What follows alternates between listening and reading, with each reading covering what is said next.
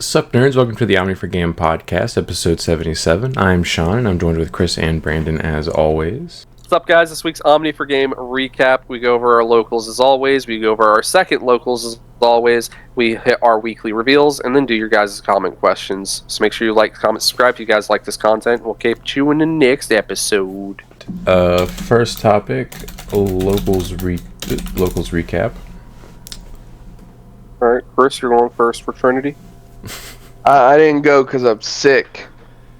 Well, I was sick Tuesday and I'm still kind of getting over it, but I went Friday, so I didn't go Tuesday. You're just a little stuffy now. Yeah. Good job. Stuffy nose. At least I know I wasn't the worst one on Tuesday.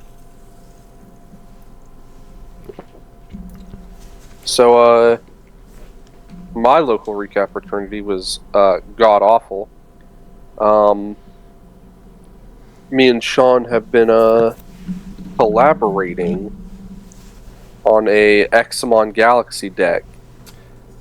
And I put collaborating in giant quotations because we both forgot some things about the deck. That's your fault. I never played Examon. Okay.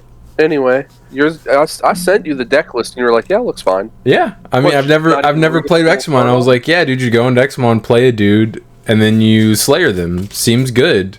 Examon has keywords on it, right? Right. So anyway, long story short, the deck was very flawed. It basically was Galaxy Slayer Dramon. That's it. And Slayermon, he doesn't even have blocker. So if I make them taunt, it does nothing unless I have the ace in hand. And if I don't have the ace in hand, I'm not doing anything. So just walking into the night, I had a very flawed deck, and it wasn't doing very well. So round one, I played against David. He was playing the Doru package for, like the Doru deck, the Dex Doru.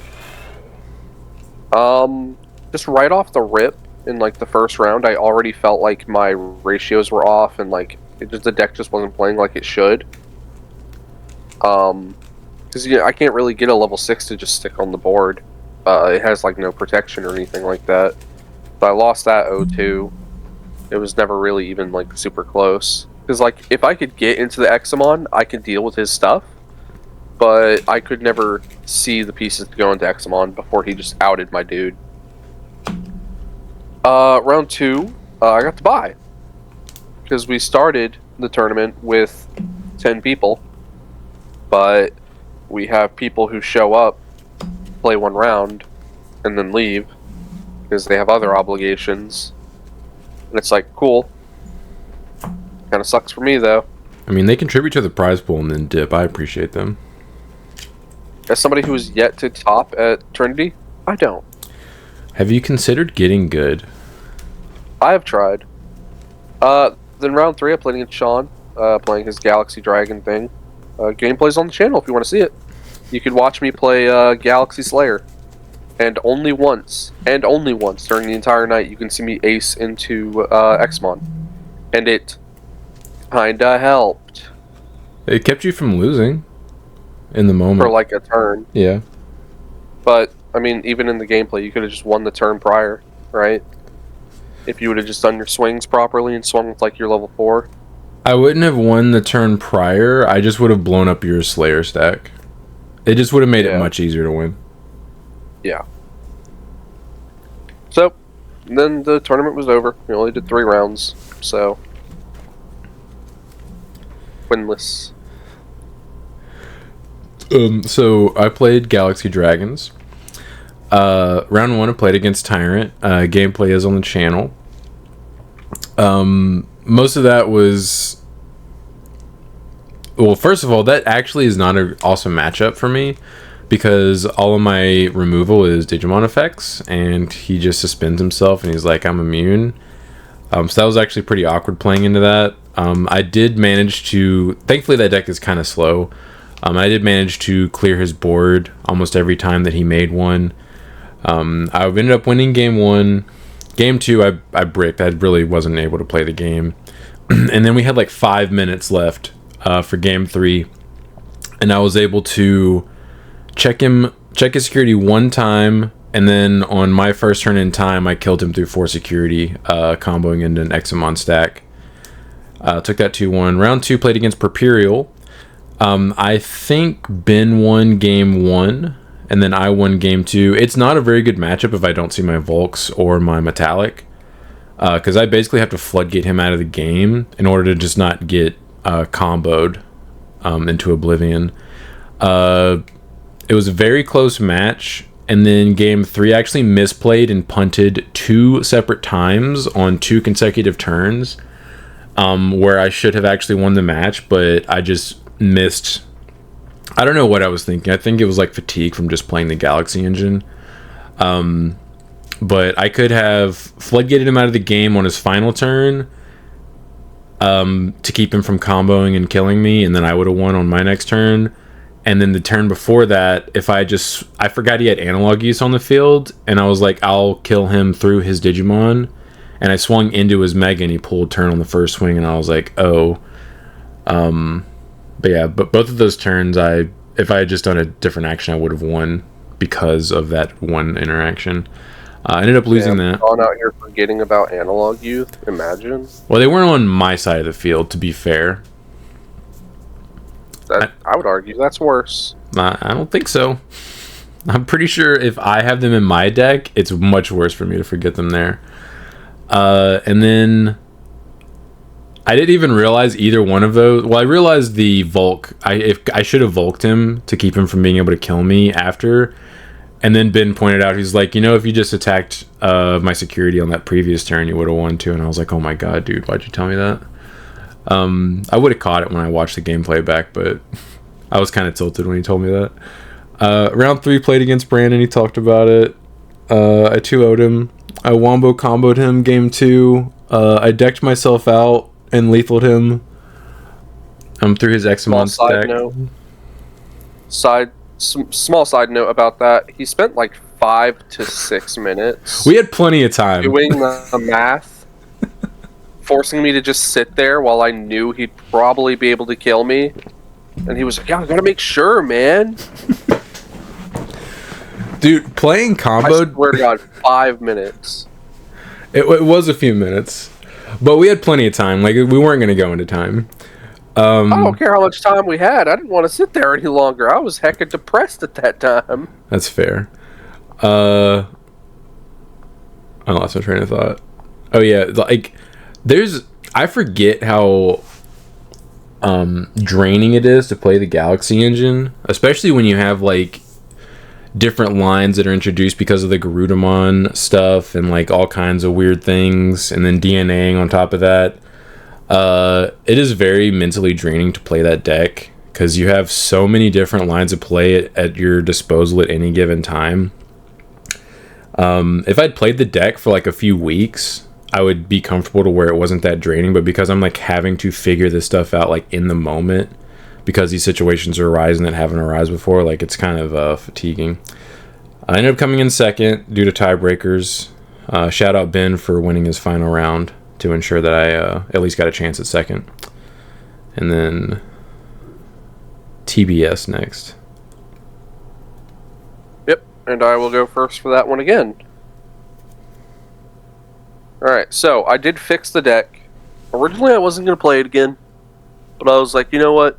Screw it. I'll give it the old elementary try. So I fixed the ratios, I fixed how the game played, or how the deck played, and it ran so much smoother. It ran as intended. I was able to taunt people, I was able to go into the Examon, I was able to play the game. So my ratios were fixed. Problem solved, right? So round 1, I played against Ben playing Purpurial. Game 1, I got him by choking him to 1 every single turn, and he was never able to get any more memory than that, so he was never able to pop off and kill me because he didn't have the correct Wormmon in the raising area. So he didn't have the start of main phase to try to combo off. That was good for me, because I had my taunt and everything set up, and I was just able to be like, hey, you promote that Wormmon dying. He dead. Game 2, and game 3, I could not choke him, and I could not stop him. Because he was able to get into the great memory boost, he had the start of main, and he had multiple analog youths, so he just popped off and killed me. Don't matter how many blocks I got, don't matter how many taunts I got, he's getting in there.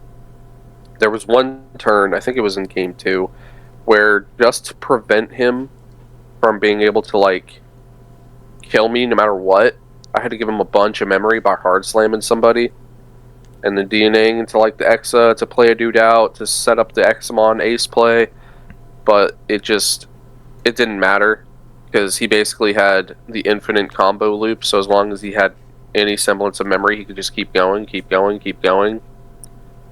I was losing that eventually, and yeah, I lost eventually. That was both game 2 and 3, so I lost that one 1-2. Round 2, I played against Robbie. He was playing John Cena, hashtag Invisimon.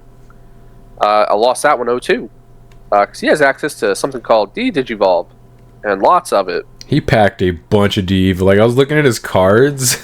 Like, D-Evo is written on almost every single card in his deck. Yeah. Cool. So, I put an Examon on board. It's not an Examon anymore. I put a level 6 on board. It's not a level 6 anymore. I put a level 5 on board. It's a level 3 now. It's like, okay. Getting kind of tired of this, Grandpa. I will say, I had chances to win both games, but both games I messed up. Game 1, I was like, oh, I have I have 2 cards left in deck. I'll Evo and Raising. And then after I had done that and I drew the card, I went, wait, I'm setting up an ace play. I'm stupid. Yep. So I decked myself out. Because I had made it to where he wasn't going to be able to de-evo my board before I was going to be able to taunt him to go into the X to wipe his board. So, yeah. Sad. So basically, if I aced him, I drew my last card, and then he passed turn, and then I lost. Funny how that works. Galaxy Game things. 2, yeah. Game 2, I had a really solid play that I could have done, but instead I overcomplicated it and did too many things, and it actually just ruined the play, and I ended up losing right there because I was like, oh no, I messed up. So I misplayed both games. That kind of cost me, because he had set the Invisimon up in security. If I would have done my turn correctly, I could have gotten it out of the security before it was going to come out and do its thing. But I messed up, so it didn't work. Yeah, so he got that one off me 0-2. I didn't even take a game off of him. Then I played against Deshaun. Deshaun, not Sean, Deshaun. Yeah, Deshaun. Right. Don't get it twisted. Don't get it twisted. So he's playing Gallant X, and I lost that one 1-2. So game 1, I basically bricked. Like, I wasn't like hard bricked, but at the same time, it's like, if I don't see the engine doesn't run. So when you only ever see one level 4, it's like, what do you do? Because, like, I had one of the least optimal opening hands. I hate opening Corona and a level 4. Like, just let me open Luna in the level 4. That's so optimal. But instead, it's Corona. Well, because I went hard play level 4. I wouldn't have done that. Well, because I had the Wisteria, so I was like... Because I'd gone Corona... I would have Corona Wisteria'd and then promoted and gone from there. Maybe I'm mixing my games up. Because you don't want to waste it only level 4. Yeah. I can't remember exactly how it went down. But anyway. Maybe I did have 2 level 4s, but, like, they didn't search anything I needed. I was having bad luck, let's just say that. Game 2, I was able to set up the, oh, and he just OTK'd me game 1. Shocker. Game 2, I set up the Slayer taunt with an Exa combo. So I had a giant Xmon built, the OG Xmon, with Slayer next to it. So if he dared promote and tried to pop off, his turn's over. Because it's a 1-stack deck, and I'm killing your 1-stack before it even has a chance to become anything. If I can set that up against a deck like that, I just win. Because he has no ways of outing everything on my board. Because the Slayer inherit of the Examon covers every Drake on my board and every Examon on my board. So if you try to kill any of them, I can suspend them instead. So it's like having evade for my entire board. It's pretty nice. I get to suspend the Exa specifically. I will double check. I'm pretty sure. See if I have an extra Slayer on hand. I just have him pulled up right here. Suspending this Digimon. Okay. Were you cheating last night, Brandon? Might have. I actually can't remember how many times I had to use that effect on somebody else. I think they almost always tried to kill the Examon himself. That effect has not come up for me once. It's cool if it does, but... I mean, you play more Xmon stuff than I do, but it just... hasn't come up. I mean, 9 times out of 10, it's like, de-evo it. Okay, bye. Yeah. Yeah, I can't actually remember if that ever actually came up to where I had to protect somebody else. Anyway.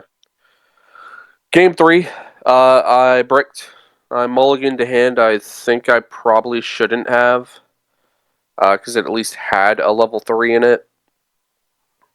And then, of course, my second hand that I mulliganed into had 3 Breakdramons and Examon and level 4. So, hey, at least I got a hard play level 4 in search stuff, right? Against a deck that really loves it when I have bodies on the board. So, obviously, that didn't go well. And I lost that one as well. He was able to... he didn't OTK me because he's playing the version that... I think it's AJ's build. Yeah, where he plays the Gallantmon that gives itself blocker and immunity and staccatos. That's not nearly as focused on the OTK aspect. Yeah. It took him a little bit to kill me. But I wasn't playing the game, so... The final round, round 4, I played against Spencer playing Royal Knights. Game 1, I built a ginormous Examon stack with 21k DP during both turns. It had 3 of each inheritable. So I was able to make him dummy thick. So Alpha Oryukin was never outing it, which is one of his major... Okay, nope, you're not eating my cards. Anyway, it was one of his only outs to it was Alpha Oryukin, combined with, like, I think Dynas to neg it twice. I think it's his only out. So, basically I sat there with it and just slowly killed him, just checking his security every turn. I was able to survive getting double Omni-X because I had the Slayer protection and evade. So I was able to keep my Examon from dying, and it was so big he wasn't able to swing into it. Which was nice, of course. Game 2, I bricked. Like, hard bricked, and I was like, this isn't good. And I'd asked Sean, like, how much time was left, like, 2 turns in. He said, like, 12 minutes, and I was like, this is just the second game. I'm in a pretty unwinnable state. He's just going to build his thing, and it's going to take enough time to where we're probably going to go to turns. I was like, screw it. Scoop, go to game 3. I'm not going to sit here and waste time. Let's just get to the game 3. So game 3, I basically bricked again. Maybe I just need new sleeves or something. But I ended up having to hard slam 2 level 4s. And neither of them searched me a rookie. So, at that point, I'm just top decking for rookies, and he was just able to establish a. I do eventually stabilize. I put in quotations, and I was able to build an Examon, but he had Alpha Oryukin and Dynus Ace tucked in his Drazel, and that's a lot of neg DP. So if I don't have an Examon built with enough inheritables, he just kills it when he Omnimons, and that's exactly what happened. So he ends up taking that one as well. So I went completely winless with this deck. I think it's an okay, like, fun-ish deck. I think the major issues are D-Evo is running rampant, neg DP, and if your opponent's deck doesn't care about that opening taunt, and they can, like, do things after the start of main phase, you're just not doing anything to them. I just feel like it's Examon himself is just not actually that strong. So Sean, you can breathe a sigh of relief. The taunt doesn't do anything. Oh, I mean, I already knew it didn't do anything once you reminded me that Examon is a vanilla level 7. I mean, I managed to give him inheritables through some of the cards I put in last night, but I basically had to go back to the old Examon level 5s to also have end of turn DNA. Yeah, you're kind of forced to at that point. Yeah, and using the green one, of course, it gives him blocker, so you could at least taunt and then block.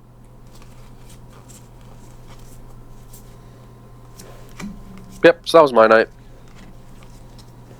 If you guys want to see a deck profile, no you don't. So, I'll go next. I played Crossheart last night. Round 1, I played against Robbie, who was playing John Cena. Kill John Cena at that, dude. Crazy. I was still kind of figuring out my deck, so I also felt like the rounds were going by really fast last night. Like, I knew they were like it was regular time, but it just felt like they went by so quick. They were, if anything, I actually gave people a couple extra minutes. Like, if people were still sitting down, like, I changed the timer and added a couple minutes to it. Bruh, it just felt like it went by so quick. So, it also ended up tying the first week of this new set, so everybody's testing out their new decks, and nobody knows what they're doing. Yeah, lots of reading. Adds a lot of time. So, we ended up tying 1-1. Game 1, I was just able to do the EX6 Shooting Star combo. Just kind of killed him real quick before you could do anything. Game 2, I opened up a little slow. He was able to do Invisimon stuff where he was able to put them in his security. And if I can't just get them out of there fast enough, they just keep coming back and just, hurting me because they de-evo, so I can't material save, and then, they're blowing stuff up. Like, he was playing Vicmon Ace, he's playing Giga Seedramon. No, not Giga Seedramon, I'm sorry, Metal Seedramon. He's playing Vicmon Ace, Metal Seedramon Ace, and Vizimon de-evos. Like, he's playing all kinds of stuff. So he would just de-evo the EX6, and then I wouldn't get to material save. Bro had the black hybrid level 4. Yeah, he's playing Metal Galacticmon. Or Metal Galacticmon, yeah. So, he has just a lot of access like that, like how Sean said earlier. So, yeah, he ends up getting game 2. We don't really get to play game 3. Well, we do, but there's no way either one of us is winning in time, so we end up tying. Round 2, I play against Deshaun, who only lost round 1 because he's been away from the game for so long that he just, I guess, kept walking right into Caleb's Oryukinmon Blast Ace. That I guess he didn't understand, because again, he's been away from the game for so long. Yeah, he hasn't played in like almost 2 years, I think. Yeah, and he was borrowing AJ's Gallant list. So, because it's a pretty brain dead deck, like, it doesn't take a whole lot of brain power to work the deck. You literally just build up your stack and then just turn sideways. Yeah. So yeah, the only reason why he lost round 1 to Chronicle was because he's been away from the game for so long.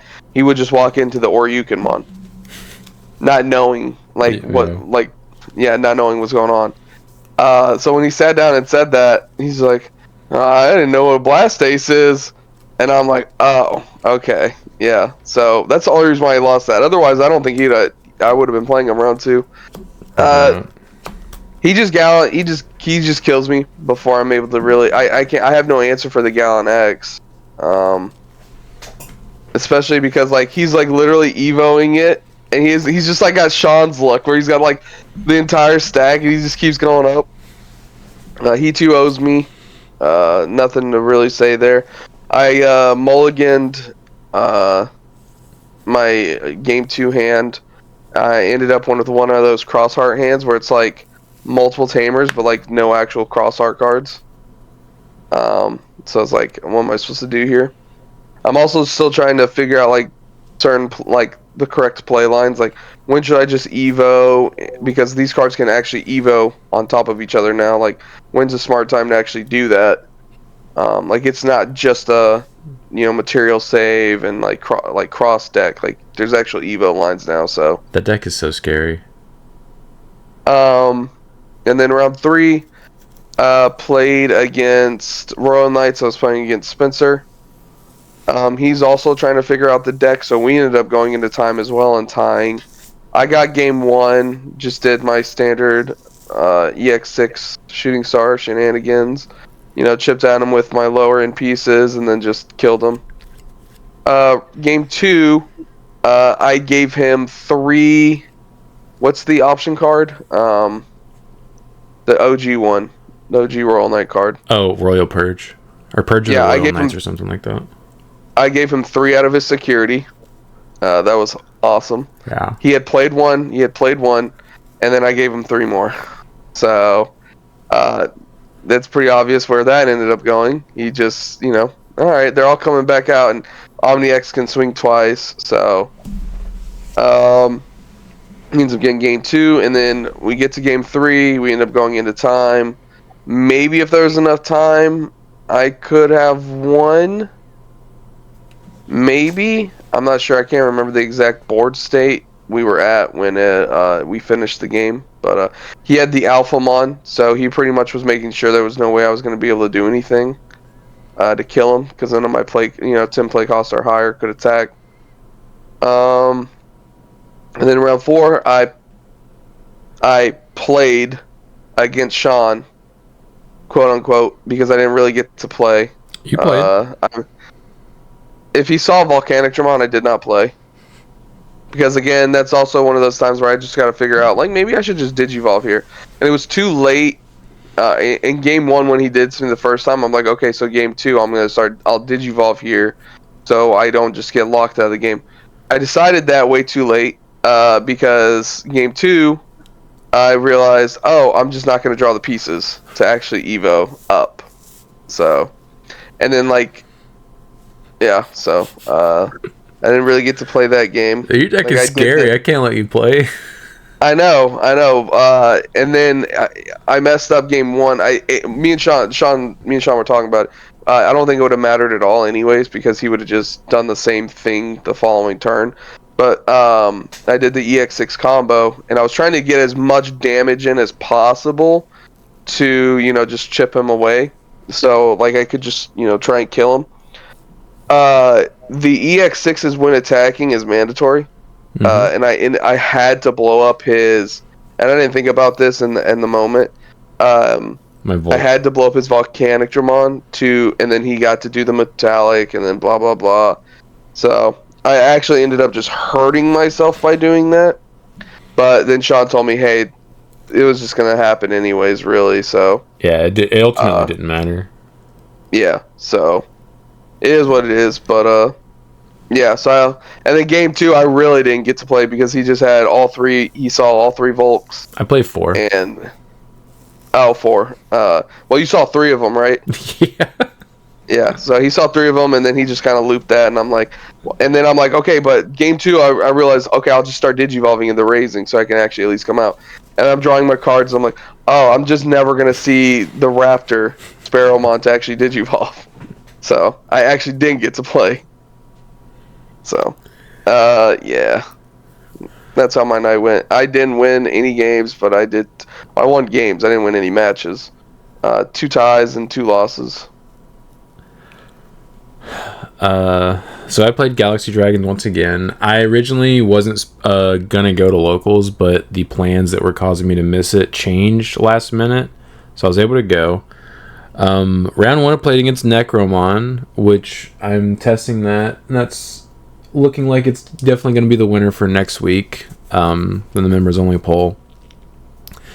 Having tested that, I know that it does cool things and can probably win at a local level. However, if it goes into tier 1 decks, it struggles, because it's as good as it is still too fair relative to tier 1 decks.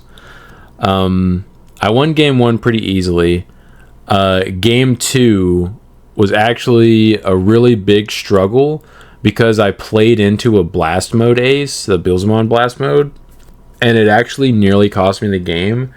I had to figure out a way to lethal him on my last turn before he was going to get another turn, and I had 0 security, and I knew he had an apparition in his hand. And I was not going to be able to protect myself, so I had to kill him, and he had like 5 dudes on the field, and I had to figure out a way to do that. I was able to navigate it and kill him, thankfully, so I won that 2-0. Round 2, played against Chronicle. Game 1 was a massive grind. It actually took like almost half an hour just for game 1. I came very close to killing him, however, I didn't quite do it, and then he was able to clear my body to keep me from Examoning him. Oh no, that's not true. I actually decked myself out. I could have protected myself when he tried to swing for lethal by Examoning him, but I would have decked out, so I just scooped. So you did what I did. Yeah, I mean, that's what happens. If games go along with Galaxy, you're gonna deck out. Yeah. Game 1 was also a little back and forth. I was able to win it in about 10 minutes or so. Game 3, we had like 5 minutes left. So I was like, alright, I need to make sure we don't draw. I need to just start turning my cards sideways, ASAP Ferg. He evoed a dude in raising, played a dude. I promoted my stack, comboed into a Breakdramon, suspended his dude, ran it over. And then he had to Evo and raising again, do something. On my next turn, I swung 1 check and then set up for the next turn. He promoted, I believe, the next turn.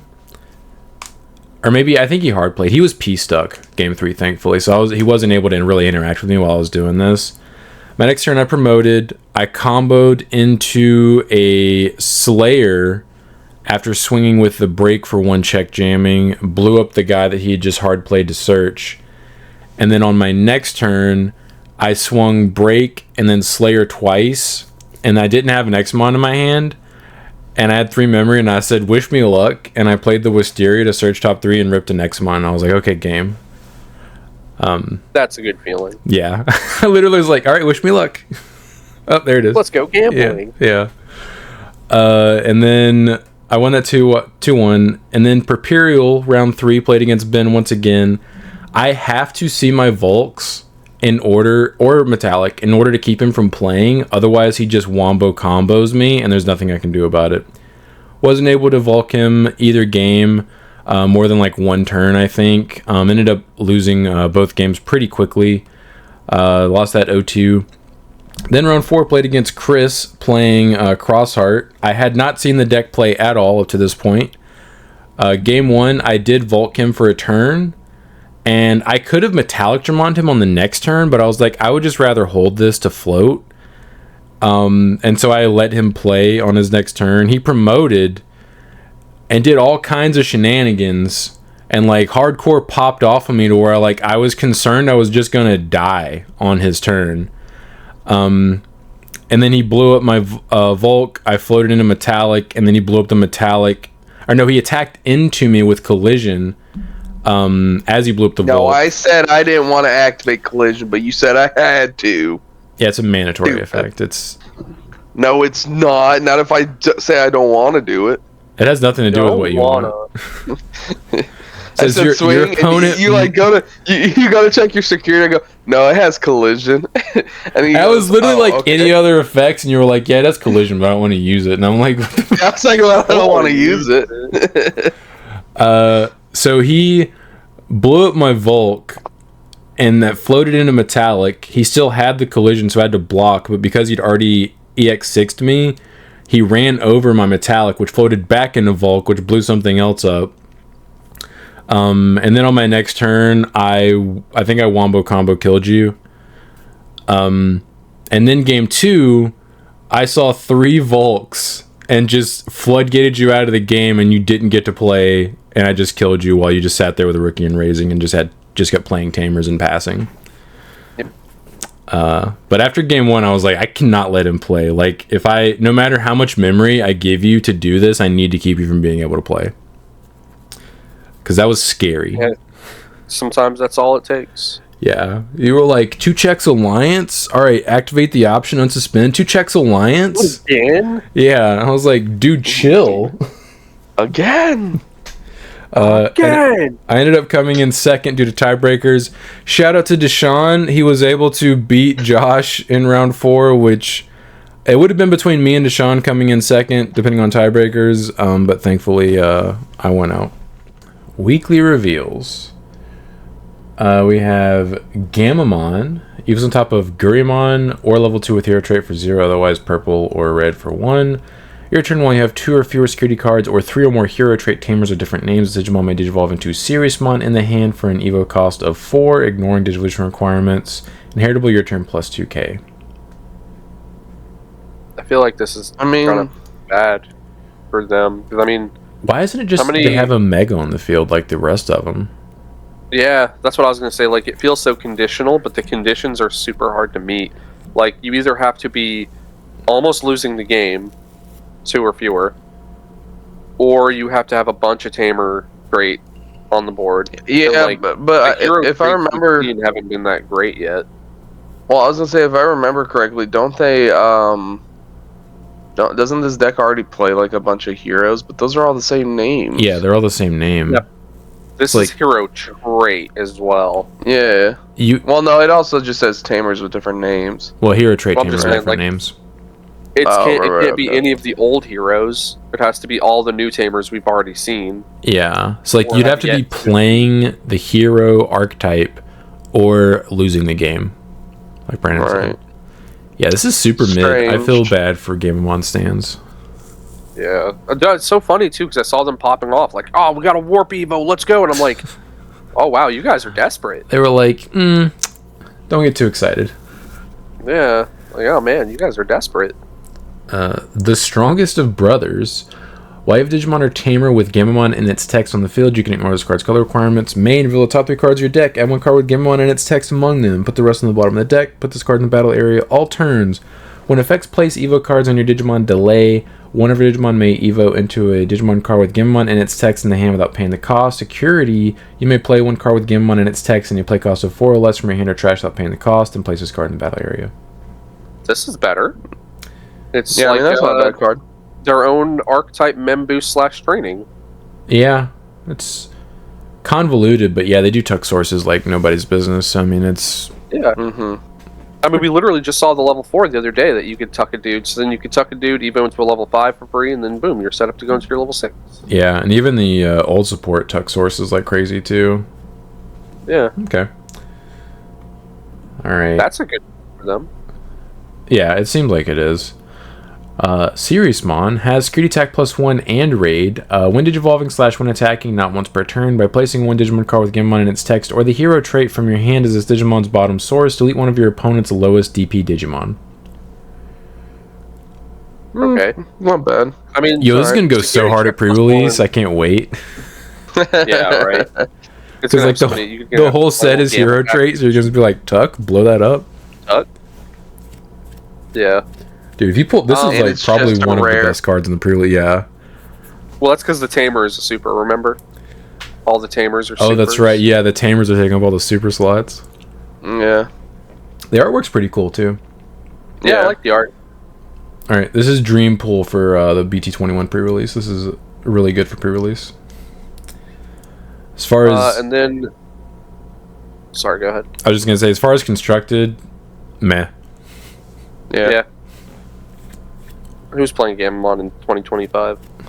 Copers. And then a card that has already been wife approved. She saw the art and said, approved. So This is promo Mastemon. This is amazing both in artwork and effect. So she Hardy votes for 5, or she DNAs with purple or yellow level 5s for free. When Digivolving, recover +1. Then, if DNA Digivolving by placing one other Digimon or Tamer as the top or bottom security card, trash your opponent's top security card. When Digivolving / when attacking once per turn by trashing your top security card, you may play one purple or yellow Digimon card with 6,000 DP or less from your hand or trash without paying the cost. This is really, really strong. that's really good. Like the amount of times you could like either just use it as Tamer removal, or you can use it as Digimon removal, and then on top of that, because it's basically a walking chaos degradation, like. Functionally, yes.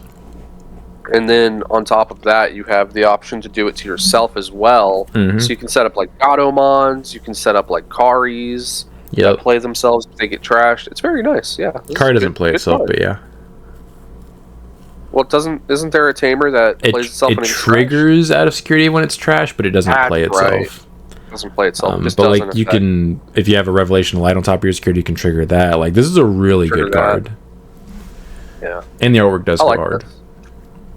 Yeah, but is it good enough to push Mastemon to No. like at least playable? This will be But it's better a in good decks card that for them are to not have. Mastemon, because Mastemon still is kind Yeah. of underwhelming. That's what I was thinking too. I was thinking this would be better in like almost like a security control deck where you're playing like MagnaAngemons and what purple level 5s would you play? I mean, you could play the Make Crackmon Vicious Mode Yeah. from BT9. Already counts as both. Yeah.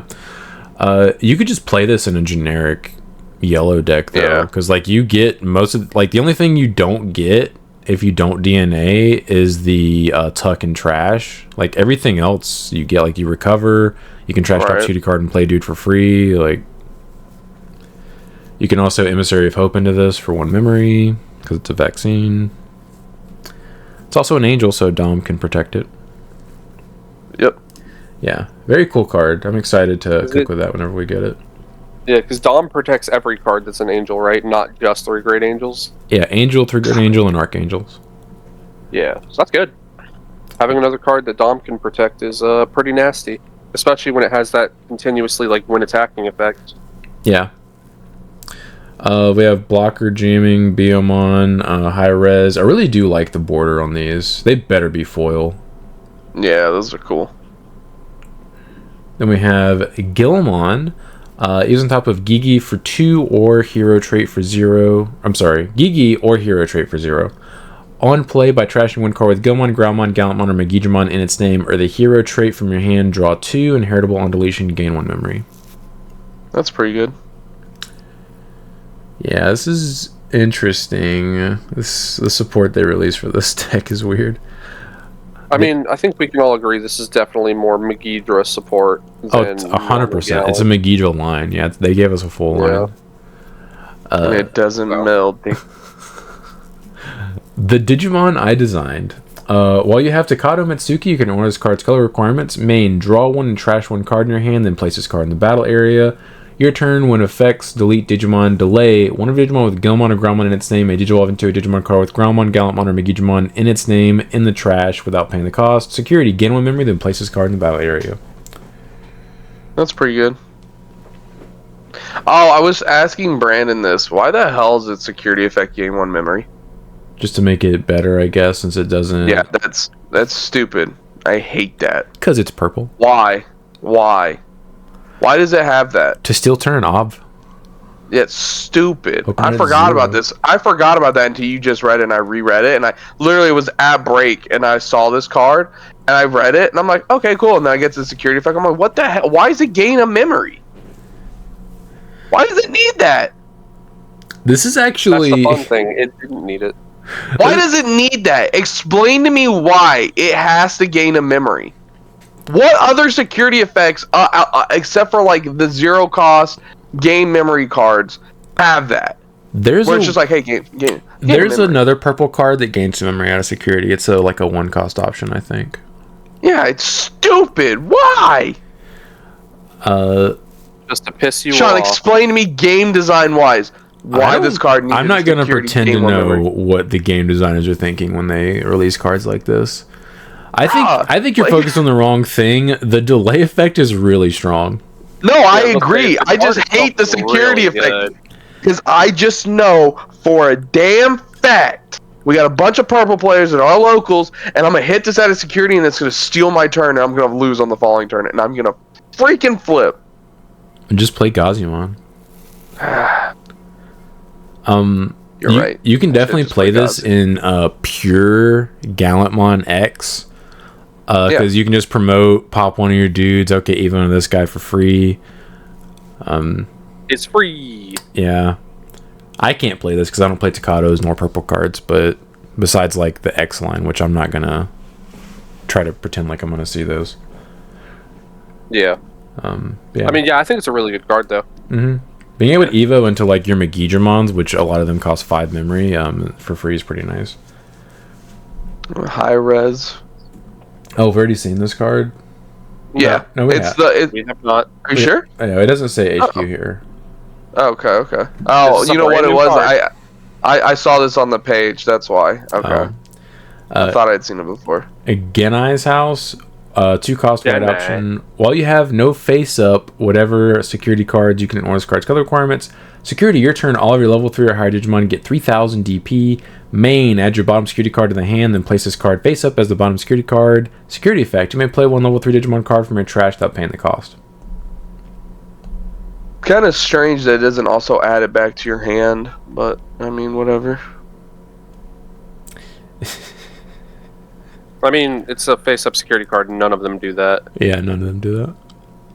No, I mean it's security effect, right? Like if it's like face Yeah. down None and of it them, gets hit. None of them do that.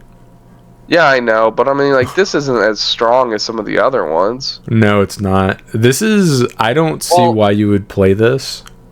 The thing is, this is obviously support for the, the adventure. It's in the adventure starter deck, and I know their level 3s in that deck are very important, because like this, of course, will let you alliance with your level 3s, because that deck does have a lot of alliance. So if you have a level 3 on the board, you can make it bigger for your alliance swing. But I just don't see it making the cut once you actually put the starter decks down. Yeah, you're not This- playing this. This you're is a not playing waste this of 2 card. memory, in my opinion. Yeah. It's cool for like lore, but that's about it. Someone was talking about in the Discord, you can play this to play around Ruin mode better. Okay. All right. Next card. He's not wrong. He's not wrong.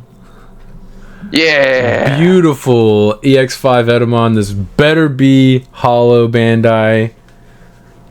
God, this card's so sick. Can't wait, dude. These flowers are so pretty. Yeah. If it's not hollow, I swear. Swear to me. Believe in our friendship. While you have Digimon Entertainment with the Adventure Trade on the field, you can order this card's color requirements. Main, reveal the top 3 cards of your deck. Add 1 card with the Adventure Trade among to the hand. Return the rest to the bottom of the deck. Then place this card in the battle area. Main, delay, gain 2 memory. Security, place this card in the battle area. Is this what you were talking about, Brandon? I was talking about in archetype Memboost. Yes, they need to do this for the other archetypes that are all like 15 different colors. Yeah, and of course, it's a Matt and a tie card, and this is definitely hey, and now they kiss.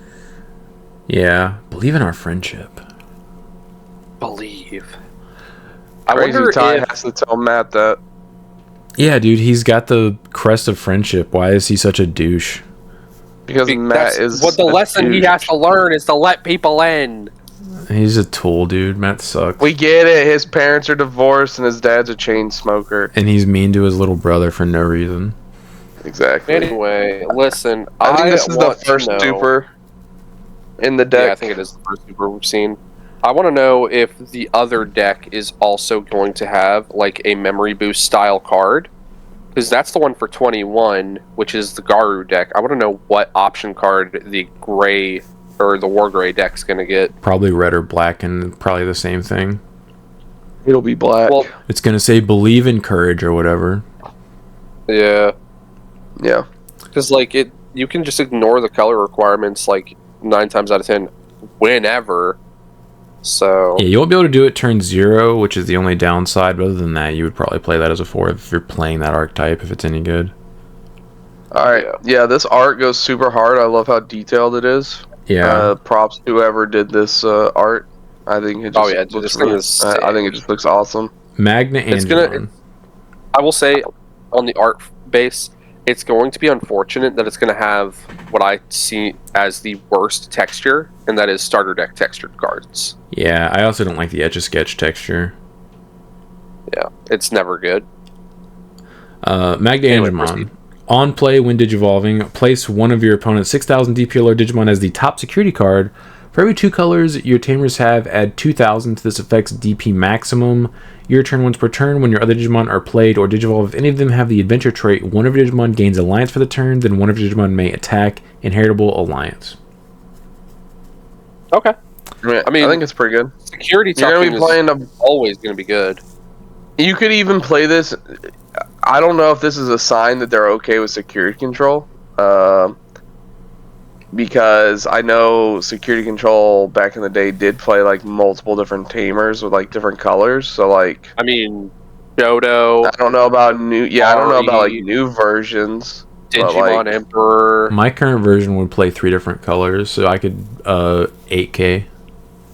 Yeah, seeing that you play just one other color, it's all the way up to 10. You know, so that's like, I don't know. So maybe you could. I mean, it doesn't recover, but it is removal. I mean, yeah, I don't know if this would make the cut because I feel like it just wouldn't do enough consistently. But you could play this in Angels. Yeah. Yep. Yeah, this for me, this straight up just replaces the EX6 Angelomon I was playing. He do be Angelin, and he do be given alliance. Yeah, on top of just having removal in his effect. Solid card. Thanks, Bandai. Then we have the promo EmperorGreymon. Eva's on top of blue, green, or red for 4, or a Takuya Kambara with 5 hybrid trait cards for also 4. Blocker, okay. When digivolving, delete one of your opponent's Digimon with as much or less DP as this Digimon. All turns this Digimon gets 1,000 DP for each color in its Digivolution cards. End of your turn. Once per turn, this Digimon unsuspends. I like the art where it shows the Kumamon and Kazimon up there, and then it also shows the Kori and the Zephyr down there. Yeah, I think this is Aldemon right here. Yeah, like you can see them in the background. That's pretty cool. Kuma's there, they're all there. The effect, though, is kind of just bad, right? It's very weird. As a red hybrid player, I will tell you it is disappointing. Now, it is cool because if you manage to keep turn with him, you can swing, end of turn, unsuspend, and then if you're on top of the end of turn swing, you can swing again. But that's a lot of if, ands, buts, and whats. Yes. So I think the best way to play this card is to leave it in your collection binder? Bulk. Yes, most likely. But if you're one of those people who wants to play this, probably just build into an Aldemon, swing with it, and then Evo into this to unsuspend and attempt to swing for game. It's like playing Blitz Omni without playing Blitz Omni. It's like playing Blitz Omni without the Blitz. Yeah, it's like playing Blitz Omni, but you have to have a certain tamer under him. Otherwise, he's useless. Mm-hmm. Yeah, this card sucks, dude. Why'd they give it blocker? They're like, you know what would be funny? Is if we give a red hybrid card blocker. Yeah, this for is real. this is one of my all-time favorite arts. This art goes really hard. Did you pre-order these, Brandon? No, you said you didn't because there's only 2 cards in it that are any good, right? Yeah, no, the rest of the ancient cards are god awful. Yeah, this artwork goes really hard. BT17 AncientGarurumon reprint, very pretty card. Hopefully these aren't super expensive because I would want to pick some of these up. Yeah, especially since they match the artwork, the ancient Lobo and the ancient, or the Lobo the box and the topper ancient reprints. Garu. Yeah, they match that. This one, not so much. The Aguni, he's like out in a field and stuff, but like the ancient Garu and the Lobo actually match a lot better. This looks so cool. It looks really good. This better be textured, Premium Bandai. I mean, so far, most of them are. Dude, the Omnimon cards are barely textured. And I actually like them for that. Like, the texturing's on the outlining, and it actually, like, just makes it pop. And we'll see. A Goonimon. He was on top of a red level 3, a red Tamer for 2 memory, or a Burning Greymon for 0. When digivolving, you may place 1 hybrid or hero trait Digimon card from your hand or trash as this Digimon's bottom source, or under any of your red Tamers with inherited effects. When attacking, this Digimon may digivolve into a red hybrid or hero trait Digimon card in the hand with the evo cost reduced by 1 inheritable your turn plus 2k. Well, at least he can't skip all the way to level 6. I mean, yeah, but he also can't evo on top of a Tamer. No, yeah, he can. He's got the bubble. Whew. I didn't realize. I looked up. I was just reading the effect looking for it, but then I realized, oh yeah, they started putting it up in its own bubble. Yeah. Whew, okay. Yeah, I know this is actually pretty good. You can tuck your Aldemons. So you can have Aldemon super early without having to tuck it via one of the Tamer effects. No, this is really... And then you can Evo into an Aldemon for free. Or you can swing with this, right? Mm-hmm. No, okay, no, that doesn't work, because you wouldn't be able to ignore the... Never mind. Okay, I'm done. Just proceed. Yeah, like but that one feels like it's better for like the EmperorGreymon line. You can use this for Ancient. I mean, would it be as good though? Like, are you putting this in over anything? Yeah. So hear me out. You can recycle the promo Aguni, right? And then the Burning's going to be able to go on top of him. So the but Tom, are you replacing any of the other Goonie mods that you have in there with this one? Yes. Oh. Chris, I already have space for extra Goonies. He's not going to be a 4 of, like a 2 of. You heard it here first. Ben is a real Agooner. Yeah, I am a Gooner, bro. A Goonie all day. But yeah, no, you can 100% play this. You tuck the Burning, or the promo, and then you just go from there. And then your Ancient combo's cheap. Then we have Burning Greymon. I do like this art. They do go hard. This Evo's on top of red level 3, red Tamer for 3, or Goonimon for 1. On play, when Digivolving, this Digimon gains Piercing and gets 3000 DP for the turn. Your turn, when your opponent's security stack is removed from this Digimon, may Digivolve into a level 5 Digimon card with the hybrid trait in the hand with the Digivolution cost reduced by 1, inheritable plus 2k. Now, this one's bad. This one's bad because it specifies it has to Digivolve into a level 5. Yeah. The fact this one specifies it has to be a level 5 is what makes this guy bad. Because if you could actually use this as a or a second copy. I think they did this on purpose.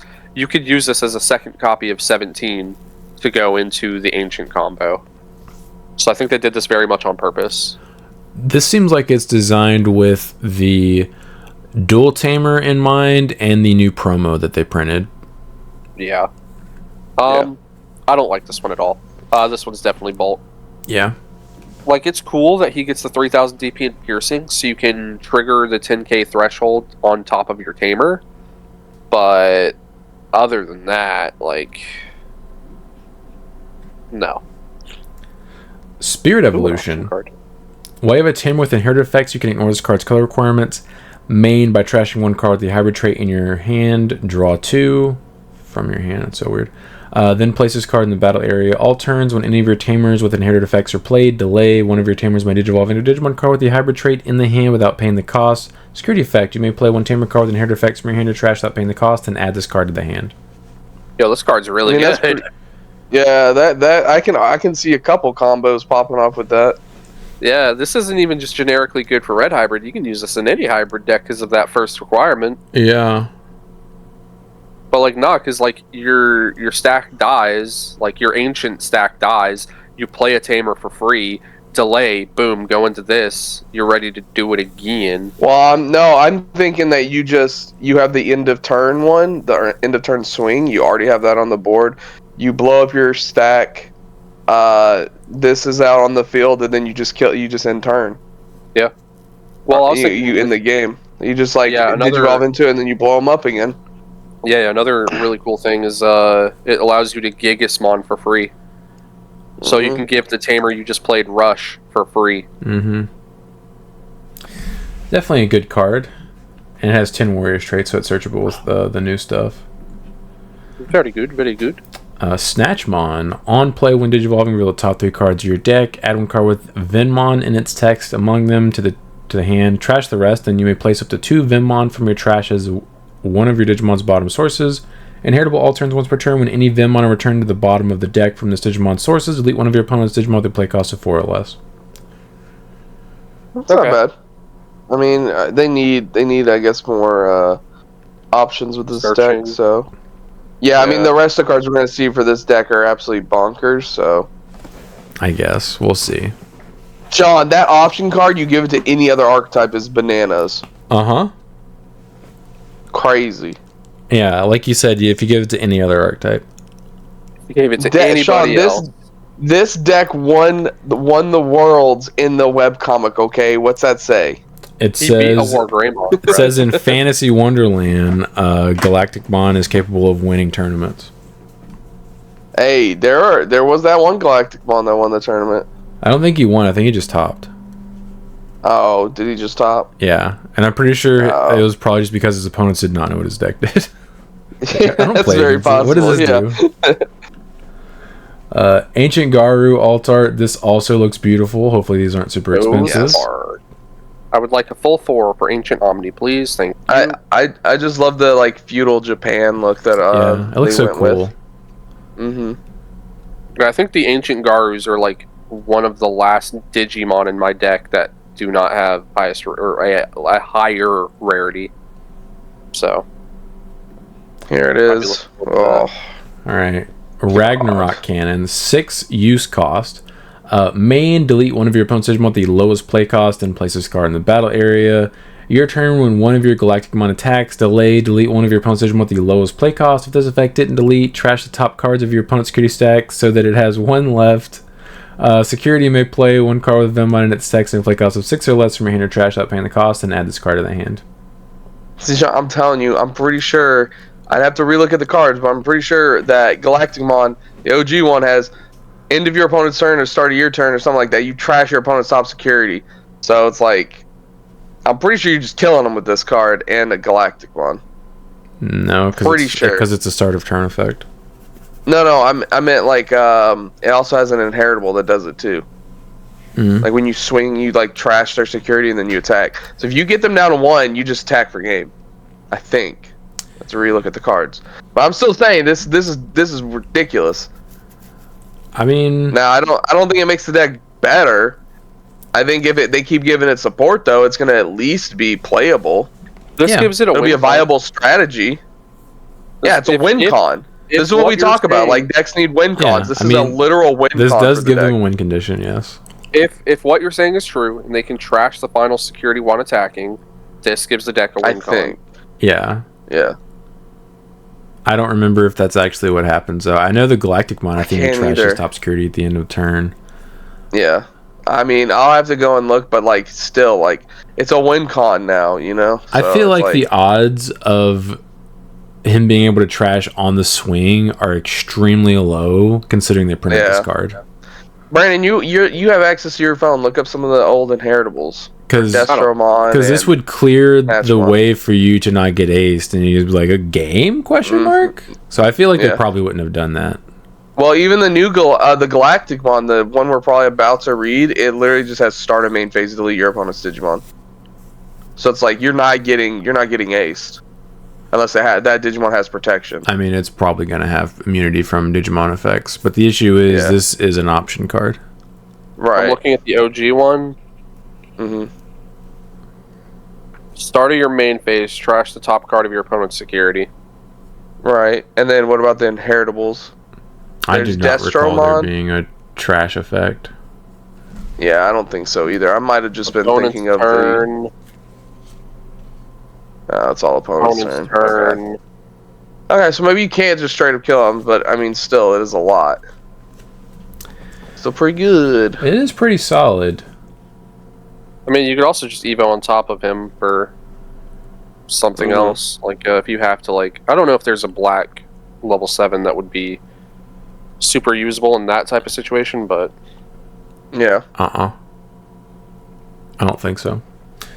Alright. So we have promo Gallantmon. Did these get HQs? I'm not sure. Yes, they did. Okay, I'm gonna skip it. Okay. Yeah, they got one. Alright. We have Galacticmon. Evo's on top of Snatchmon for 9, or Black level 5 for 6. When digivolving by placing 4 cards with Vimon in their text from your trash as Digimon's bottom source, you may use 1 Ragnarok Cannon from your hand or trash without paying the cost.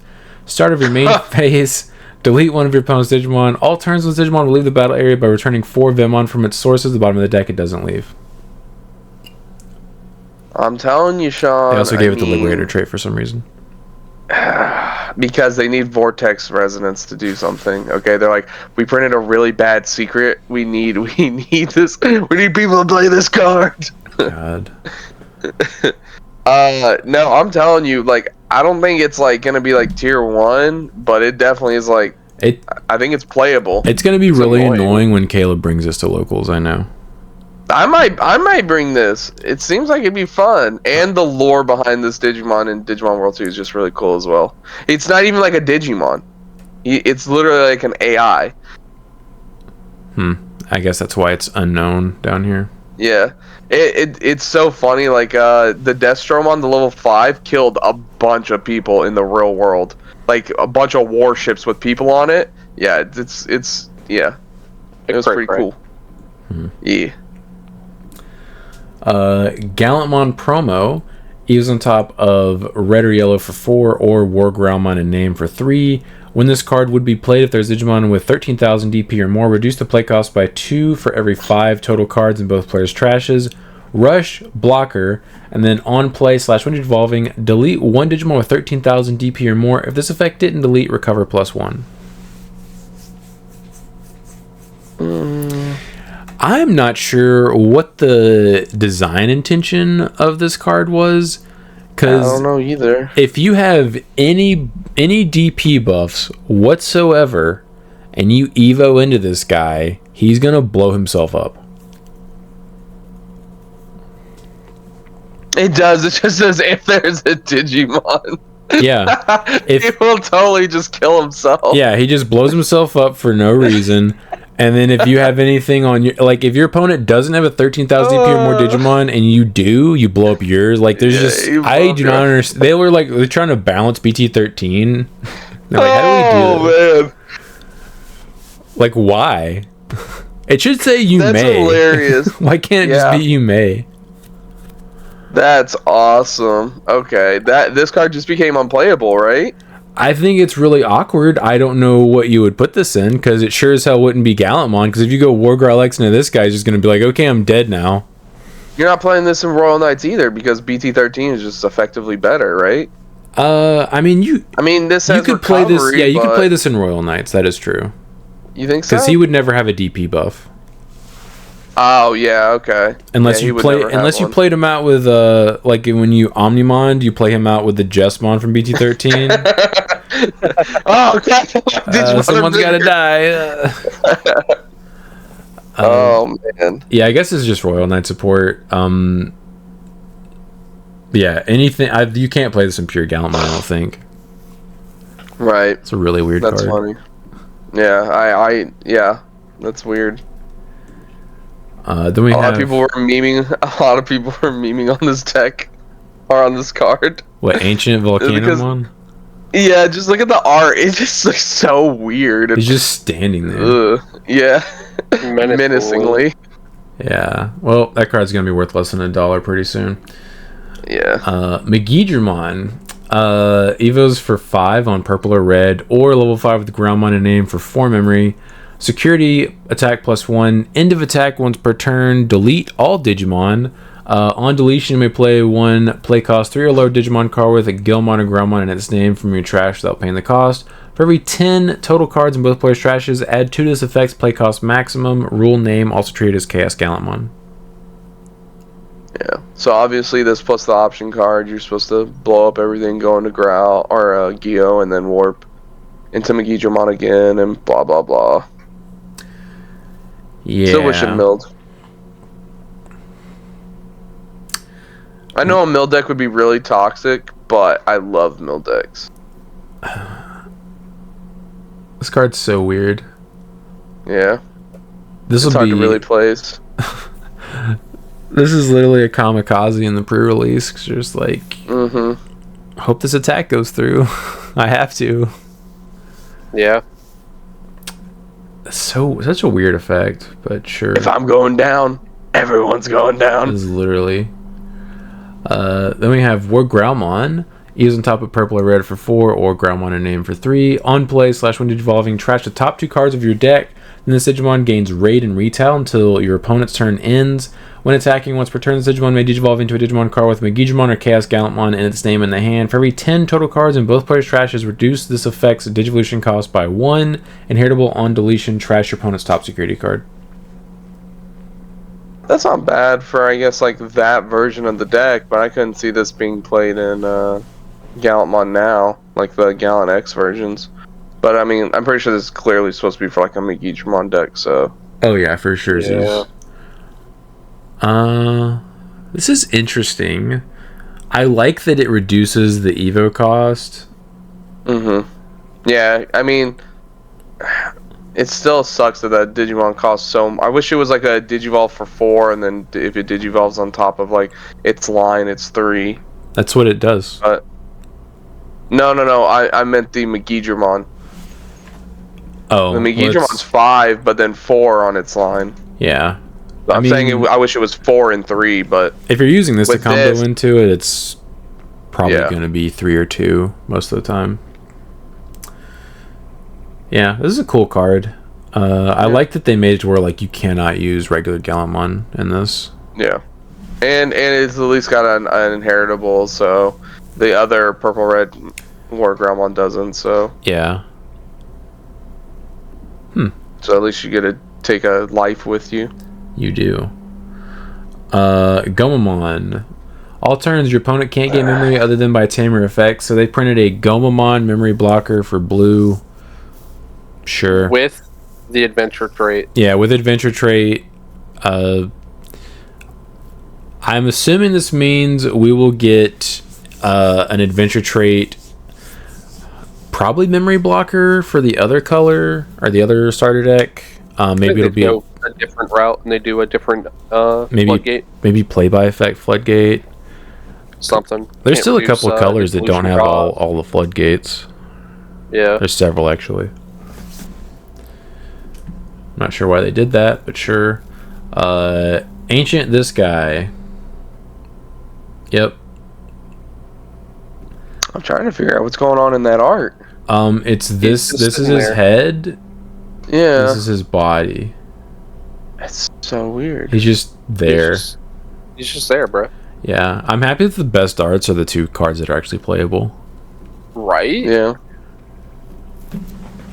Then we have Ikakumon. Security at the end of the battle. Play this card without paying the cost. On player, when digivolving, trash the top 2 sources of one of your opponent's Digimon. Then one of the Digimon with no sources can't attack or block until the turn ends. When attacking once per turn, if you have 7 or fewer cards in hand, draw 1. this is one of the first cards I got from the deck. Yeah. This reads to me more like straight up Ikaku support than like adventure support. Yeah, Yeah, it strips the sources and stuns. I don't see a reason why you'd play this card. Mm-mm. I mean, The only thing I could see is maybe the inheritable. Like, you're going to be playing a lot of dudes, you're going to be doing a lot of stuff. Maybe your hand gets a little small sometimes. You could be playing a lot of dudes. So, maybe that's why they wanted to give you a little draw power, but I don't know. I don't see it. Yeah. Then we have Zudomon. On player, when digivolving from one of your opponent's Digimon, trash any one source for every 2 colors your tamers have. Then return one of the Digimon with 1 or fewer sources to the hand. Your turn once per turn. When your other Digimon are played or digivolve, if any of them have the adventure trait, one of your Digimon gains Alliance for the turn. Then one of your Digimon may attack. Inheritable is Alliance. Okay, so they're all just going to have that. Seems that way. Which is good. I mean, it gives you a lot of options to play stuff and check for big. Yeah, this is removal for blue that gets around BT9X antibody. Yeah. It only took him like 3 years. Is he just holding the penguin mons in his hand? Yeah, he's protecting them. Man. He's saving them. I don't know if you looked at all the arts, but they were there in all of them. Yeah. Yeah. Penguin they're all there. And then are they? And then the Gomamon, he's just chilling. They're just watching them. Oh, yep, they are. There's little homies, bro. They are. Yeah, they're all little buddies. Although it's weird because it goes from only 2 of them, and then there's 3 of them, and then we're back to only 2 of them. So what happened to that third guy? Where's he? I don't know. Because the Akaku has 3. Maybe he had a bathroom break. And then back to the Zudo. There's only 2. It looks like he's like showing up. Like no, he's no, like he's in the Zudo. No. He's like showing up after he was a Gomamon. He's like, "Hey guys, what you doing?" Just hanging out. And then Zudo's like, telling stories now. Yeah, Zudo's like, "Come here." Yeah, he is in the Zudo. Let me show you what happens when you piss me off. Yeah, he's crammed in there, but they're all 3 there. Yeah. Nice. Okay. Cool. So nifty. Neat. Oh, dang it! Come here. Oh, dang it. Oh, dang it. Oh, dang it. No, dang it. Why do you close it? We're going to the comment questions. Because he doesn't have that up during comment questions? What? Oh, yeah, you're right. I'm dumb. Stoned? What the hell? I thought you were joking. I'm just so used to you closing the stream prematurely. Yeah. Well, when I do it early, most of the time it's because I have to, because I'm just streaming the window and I close the window and it does it automatically when that happens. Sometimes I do forget though. Alright. Comment questions. Rockley Rules 101. Sup guys, I'm building a website for a Battle City Slay the Spire PvP Digimon TCG experience and I'm looking for feedback. The idea is for players to unlock new packs of cards as they progress, but I'm unsure about the event structure. What kind of contents or events would you want to see? Should it be tournament style, PvP, progression challenges, or something else entirely? Any cool modifiers or rules you think would make the gameplay more exciting? Would love your input to help shape the experience. Thanks a lot. So I know Sean has no idea what any of that just was. Yes, I'm hoping you guys can fill me in. So, Slay the Spire is... Do you know what, like, a roguelike is, Sean? Yes. Okay, so Slay the Spire is kind of like a deck-building roguelike. That sounds cool. Yeah, and where you're basically going up, like, levels. You know, obviously it gets harder and blah, blah, blah. So he's basically saying he wants to do that, but with Digimon cards. I like that concept right there. That sounds fun. Yeah. I could do a let's play of that. That'd be fun. A tournament style PvP does sound pretty fun, where it's just like you could just do best of one, you know, just do like a best of one tournament style where, you know, you just get put in a bracket and then you just see you could, you know, win. Also, if it's I like that idea. Rules, if it's Battle City rules, you get your opponent's highest rarity card. Yeah, you get to pick their best card and take it. Be like, that's mine now. I add that to my deck. Oh, I assume it's like against the comms, right? Like if you're doing that. Well, for you doing PvP. Oh yeah, PvP. Yeah, I guess that would make sense. That's what I'm a little confused as to why it's PvP when normally in rogue likes you're playing against a computer. I think you could do both. Like, you could have a PvP aspect, but then the majority of it is PvE. You could actually have like a ranking system and whatnot. Yeah, I would prefer if the main game was playing against the computer. Mm-hmm. That might be difficult to program, though. Telling a computer how to play a Digimon deck. Yeah. Well, with AI, who knows? Like, you could probably just like have it learn itself. Have you played against a DCGO sim? Yeah, that's true. Have you played against the Project Drazel sim? Well, I feel like this would be a very memory. I feel like this would be a very simplistic version. Like, it wouldn't be the entire card game. You know what I mean? That's true. You could give it its own deck and be like, "This is how you play this." That's true. Right. So also, like, it definitely sounds interesting. It sounds cool. Like, you're probably going to be starting off at a really low power level. Like, at the beginning of the game, you're probably only going to have access to like the first starters and like BT1. And then the more you play the game, the more you're going to be able to get more packs that are going to be obviously better, and you're going to build your deck slowly but surely. Yeah, I would definitely want it to have, if it does end up being PvP, just because like it's impossible to program the computer like that, I would want it to have some kind of turn timer implementation. Because that is like my least favorite thing about the DCGO sim playing randoms is like sometimes they sit there for like 10 minutes and there's nothing to punish them for doing it. Yeah, it's like you're just sitting there waiting on them to make an action. Yeah, like I can't tell if they DC'd or just went AFK, and I'm just sitting there. I'm like, okay. All right. Sometimes it's just faster to back out and find a new match. Yeah. It sounds cool though. Yeah, I like the idea. Especially if you can pull it off. I'm not sure what progression challenges would be. Probably just like emblems and titles and stuff like that. Maybe like character appearances. Yeah. Ranking. Maybe like card sleeves, borders, or like you can change the rarity of your cards. That would be cool. I would like that. Yeah, like you can go from like a challenge where if you win a game with this card so many times, you get to upgrade the rarity. Yeah, like you can like change it to like full borders, and then you can like add like the texture on and stuff like that. Yeah. I do like the thing Brandon said about like taking your opponent's like best card or whatever, or like having the option to. I think that would have to be a separate like game mode. Yeah, game format, because obviously I wouldn't want to like play casually and just be like, oh, I just lost my best card. Cool. Well, the way I would do it in real life, obviously, in a TV show that's cool because you're like, oh man, he got his red eyes. But in real life, I would just be like, hey, you beat this player. You get a copy of it. This is their best card. You get a copy of it. You don't actually steal it from them. That actually would be cool. I like that, yeah. Because then you could play casually and you wouldn't be like, well, I just lost 2 times in a row. Now my deck sucks. Yeah, like you pull up like their best 5 cards and you could be like, oh, I like that one. Let me take that for me. Yeah, I think it'd have to just be like, here is their deck. What card would you like? Yeah. Because I don't think it's going to be able to tell like which ones are the best ones for you. Cool concept for like a TV show, awful concept for an in real life game.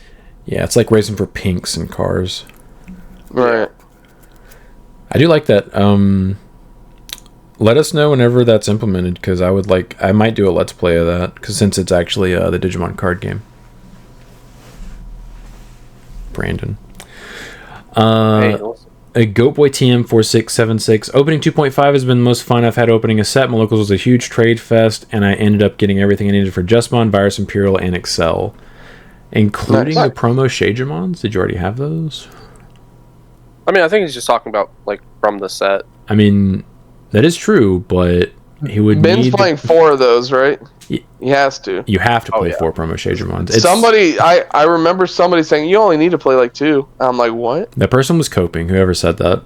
Yeah, I was like, what? That person only had 2, and they were coping. Yeah. It's like, it's literally the best card in the deck. It's what lets you combo.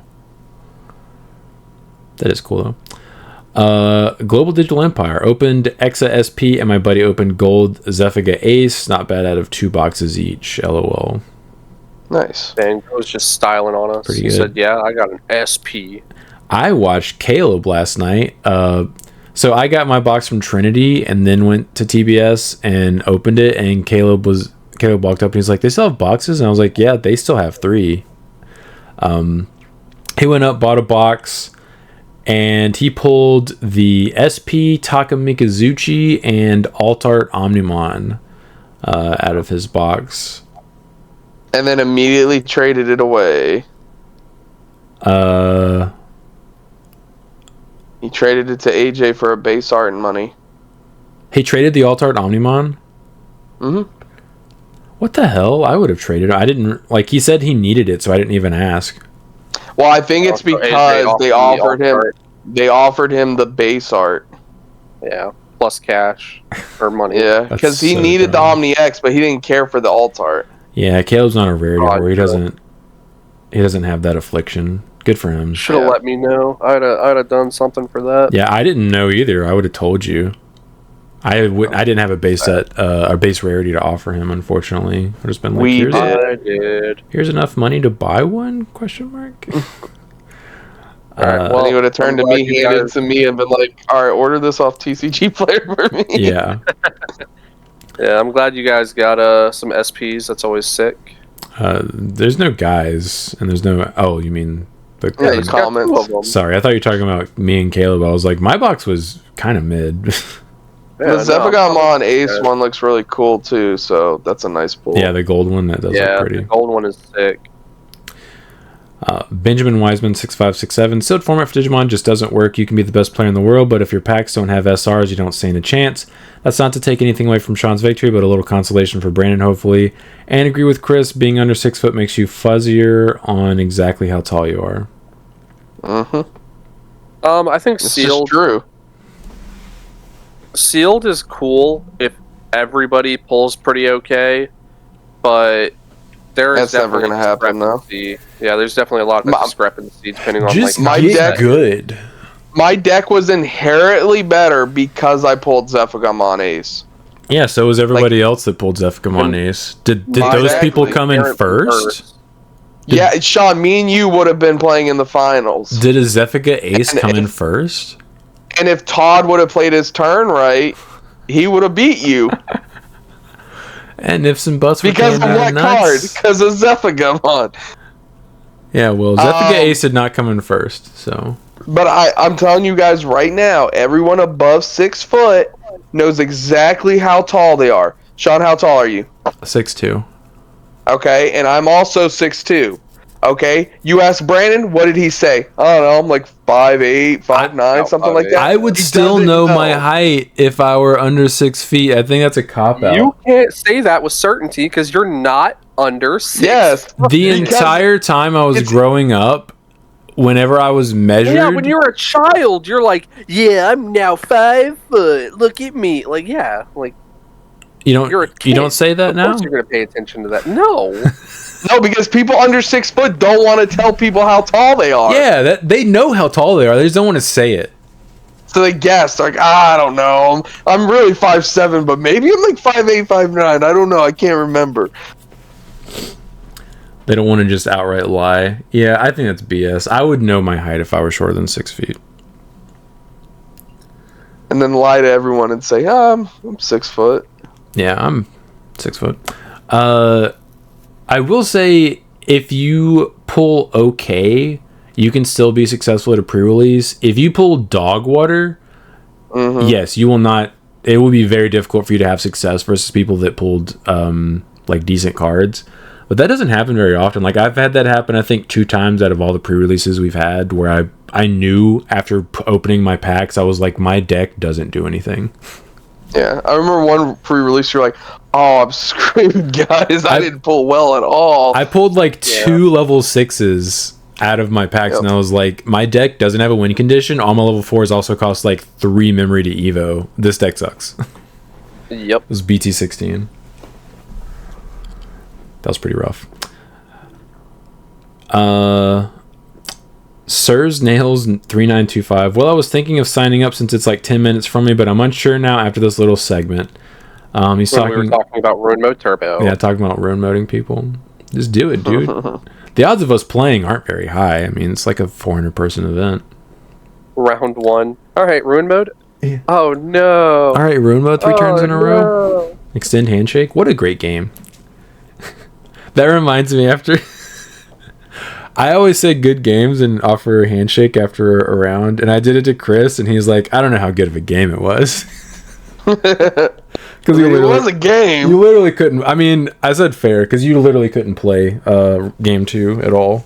It'll definitely be one of those. Hey, you guys want to see a dead body? Kind of matches that 100%. Because it's literally. I don't think it's that long. It's not. Game 1, whenever you popped off, I was like, I can't let him do that again if I can stop it. I was like, that was scary. I thought I was dead. Spencer13 WizKid, thank you for being a channel member.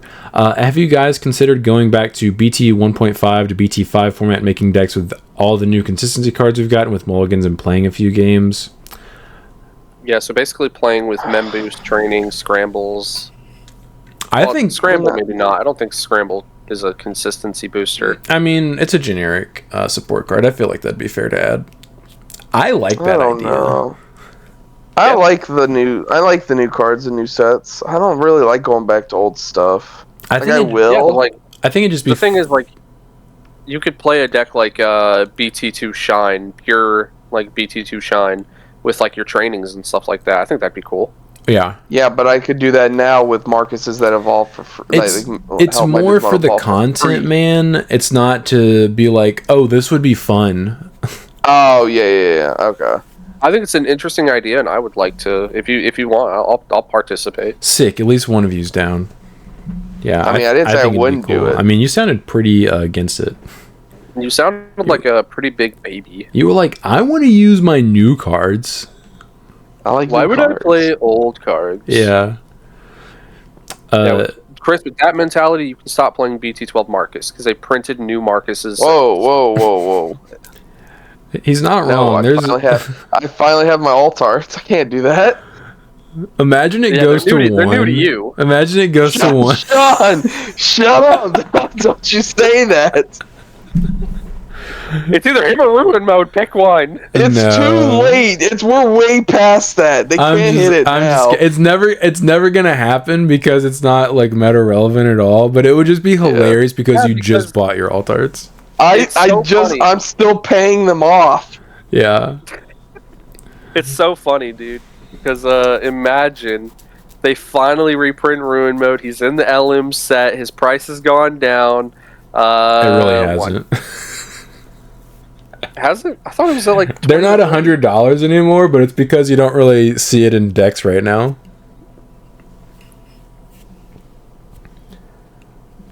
They're like $40 or $50 for the cheapest copy.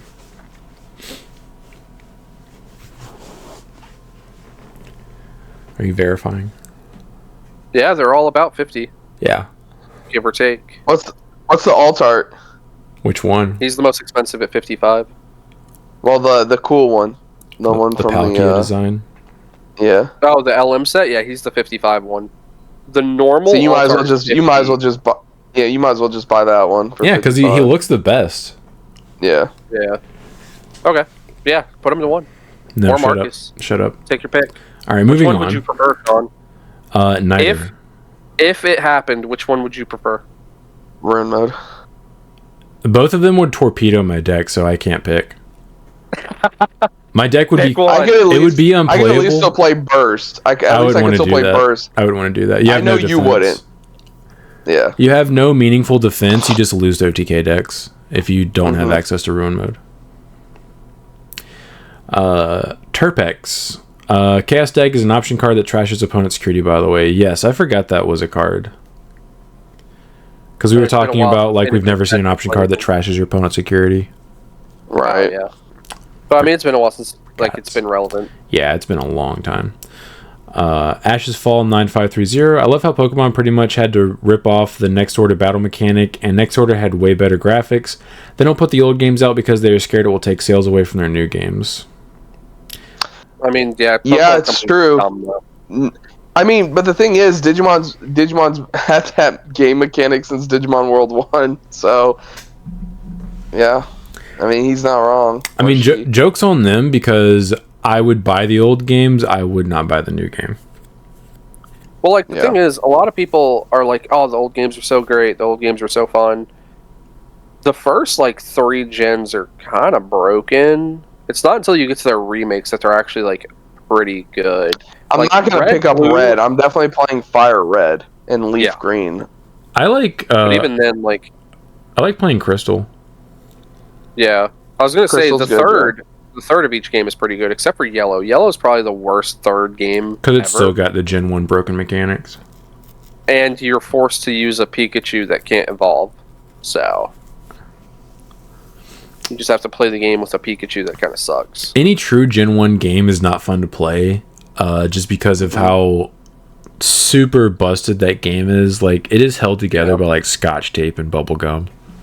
Yep. It's amazing to me that it functions.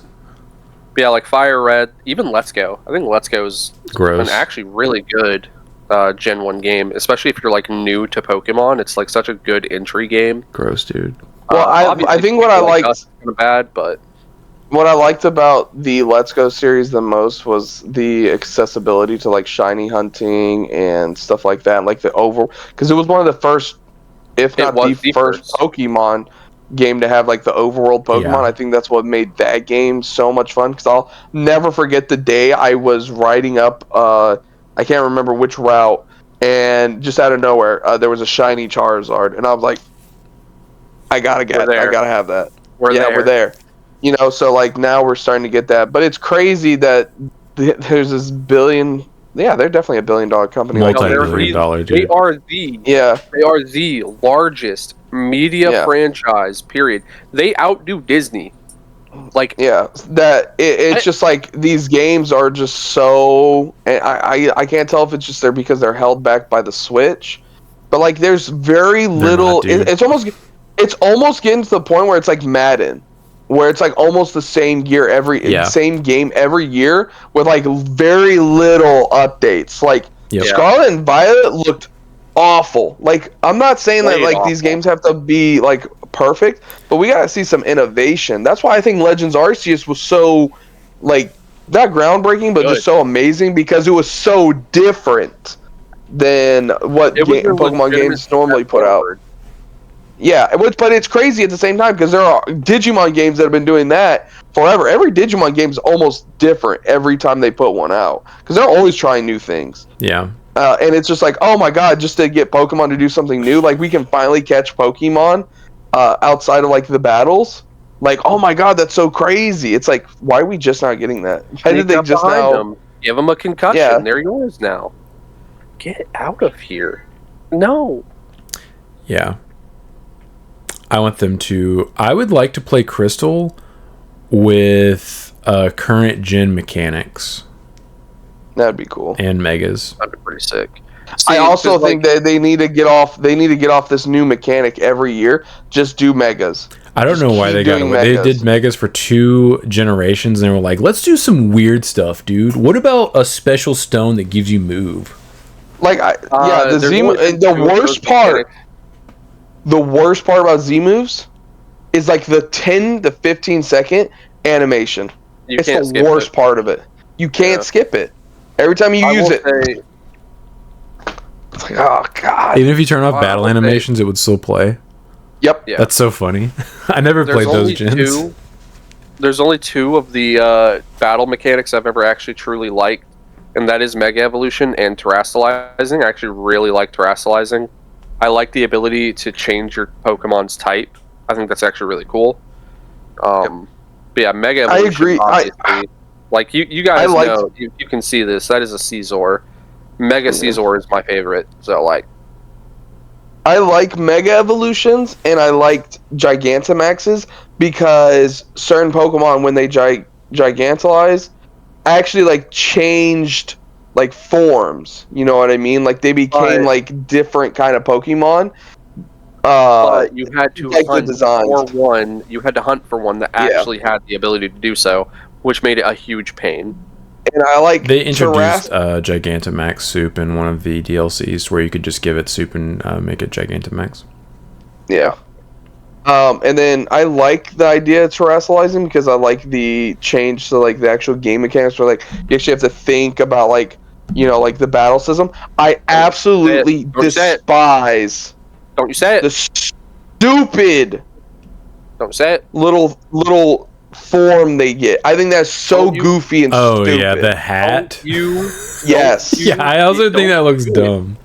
I think it would just be better if they literally just changed. Like it just did the Terrestrialite stuff without the stupid goofy little hat. Listen, the big goofy hat is the best part. No, it's literally the worst. No, Chris is right. The hat is dumb. Best part. Big goofy hat. I'm here for it. So. That's stupid. Yeah. Chris, are you going to say that about Hibis? You're going to say his big jiggly hat was stupid? Yes. How's a Hibis? You don't know. You okay, good. Yeah, don't tell me. I don't care. Hibis is the best character. A Dareday 436. To add another example that fits with Gallant 0 DP scenario, let's say your opponent has Rapid X on field with a Rapid in source and you have Lilith X. Lilith X gets suspended, is now at 0 DP due to Rapid X all turns effect. Lilith X then proceeds to use her all turns effect and attempts to delete Rapid X. However, Rapid X uses Armor Purge and prevents its own deletion. Lilith X is now above 0 DP. Oh, okay. However, because the initial deletion from rules processing wasn't prevented, regardless of it being above 0 DP, it is still marked for deletion. If you fail to prevent the deletion from 0 DP, regardless of other factors, it is still marked for deletion. The reason why this scenario is so rare is because usually effects that would make you go above 0 DP also prevent it in some way. Like, for example, having evade and a passive, not a triggered effect, it still dies in that scenario that gives DP, or using Armor Purge and the card underneath has more DP. Yeah, I went into the judges court and was looking, and that is currently how it's ruled. However, I did see that the level 0 judge was going to reach out just to confirm that ruling with Cardass. However, I never saw a follow-up on that. So basically what's being said is because that card reached 0 DP and it's supposed to be deleted because of the game mechanics, even though the card that's making it go down to 0 DP is now removed, because it was still marked for being deleted, it's still going to be deleted. Yes. Even if its DP goes back up. Yeah. Yes. That is currently how it is ruled, unfortunately. However, that might change. So how many scenarios would that come up in, though? What he just described is a scenario I didn't even realize could come up, but like there's not a lot. It's like that, Gallantmon X, and maybe something else that's just as random. Okay. So, if you had a form of protection, would you be able to stop yourself from dying? Like, in this case, let's say they had evade, you could suspend, stop yourself from dying from 0 DP, and then you're no longer at 0. Yeah, you could do that, yeah. Yeah. Okay. That's interesting. Crazy. Yeah. Will probably rarely come up for people, because you have to be playing with a specific deck and usually versus a specific deck for it to come up, but it's good to know. Right. Ashes Fall 9530. I pulled 3 SP this pre-release season: Zephica Ace, Jesmon GX, and Fenrilugamon. 1 in pre-release, 2 in boxes. Jesus, dude, buy a lottery ticket. You stole that box from every case. It's like, hey, 1 SP per case, I got each one. Yes. That's crazy. The luck on that, Jesus. Yeah. Graysbeard 8078. I'm a sucker for barbecue chips. By the way, that Digimon could be a one of at minimum in purple hybrid gives you more of a reason to play either Rush, Gallant, or Medieval. Yes, that's fair. I like Mesquite barbecue. Mesquite barbecue's goated. Mesquite barbecue is really good. I like plain salt. Oh yeah, I forgot you like plain Lay's like a serial killer. Jim the Kid. The mommy control I face is the ones that have the option spin and recover, and I don't have 3 BT15 Melga. I only have 2, and I don't have Scramble yet. Yeah, so you're gonna need Scrambles, and you're gonna need that 3rd Melga. Yeah. The Scrambles are actually so instrumental, because it just lets you replay your turn irregardless of what your opponent had done to you. You also get to recycle your Melgas and keep stunning their Shotos. Yes. Yeah. Because I was doing that to Chris near constantly. Like, you can't swing, but guess what? You're a DNA deck. You're gonna swing. Yeah. And then if you go into an Ancient instead, you can proc your Miraculous to DNA anyway. So it's like. Well, I was also gonna say that maybe up the amount of starter deck ties he plays, just so he can swing over the mommies if they do decide to block with them. Yeah, I guess if you have budget constrictions, yeah, you could play more of those ties. to potentially beat over the mommies. Yeah, that's always an idea. Justin So 8231. What are the three of you playing in Special Booster 2.5? I was Everything. going to try Examon. With how long this format is, I'm gonna try and play a little bit of everything. Same. Because a lot of these decks actually seem pretty fun. Like even the Jesmon stuff, I'm gonna throw that together because I like this kind of Jesmon play over the original one. It's still very high rolly, but I like the little combos and little things that you can do with this deck, with this version of Jesmon. Yeah, and I have Jesmon GX Ace. I don't have to buy Jesmon GXs, so I can use that card. I mean, you could have borrowed some from me. I know, but I want to try out the Ace. Yeah, I intend on building quite a few things this format just because of how long it is. So far, I've done Galaxy Dragons with the new Examon stuff, and then I'm doing Necromon next week, and I'm unsure of what will be the following week as far as what's in the members only poll. I would like Gallon XOTK to win so I can do that, because that deck's been done. Yeah. I'm going to try base Examon, but I feel like it's going to have a worse time than Galaxy, because the bottom end isn't going to be as good. But I could at least play the option card and have some form of protection, assuming I have two bodies on the board, right? Way slower. Yeah, infinitely slower. At least you won't deck out. You'll just get killed. I'll just get killed. Yeah. I don't know. Do I just play Ancient Omni for another 2 months? Is that what's about to happen here? Am I gonna just find a different archetype.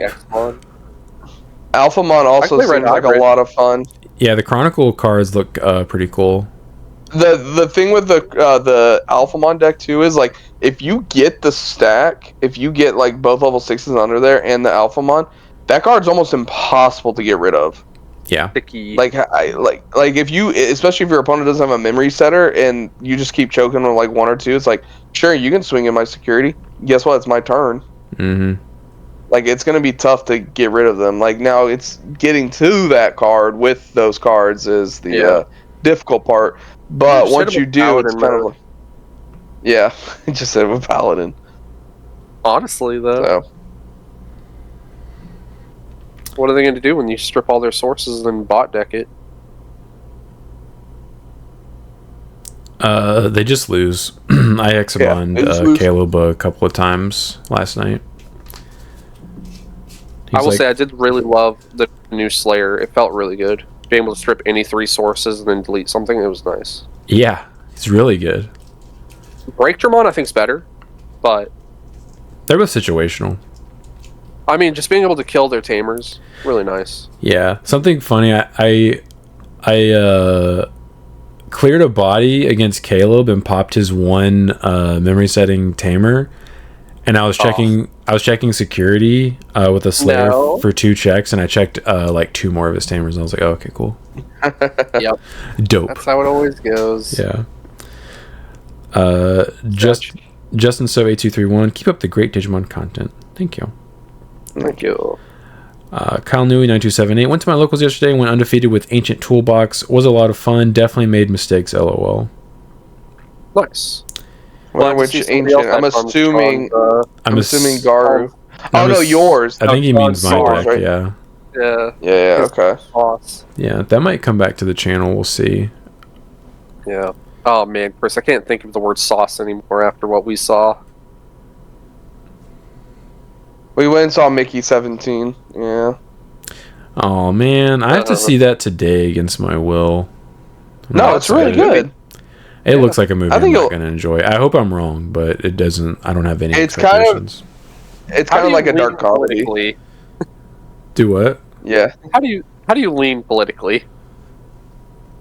It's kind of like a dark humor, very, very political, like, parody. Parody. So, it's a pretty funny movie. Mark Ruffalo's playing a character. Yeah, he's doing a very good job of... The actor is acting? No way. Yeah, it's very funny. You're fibbing. The church, I mean the company. The company. Hopefully I'm wrong. I think you'll like it. Come back and message us after you see it and tell us what you think. I think you might enjoy it. I don't know how you feel about movies. I had a good time during it. Do what?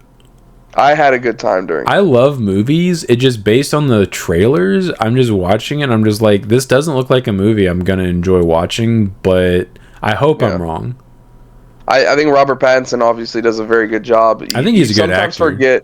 You sometimes forget that he's like some of the scenes where there's both of them on the screen. You're like, oh, he's literally acting with no one there right now. Like he does a very good job of that. Okay.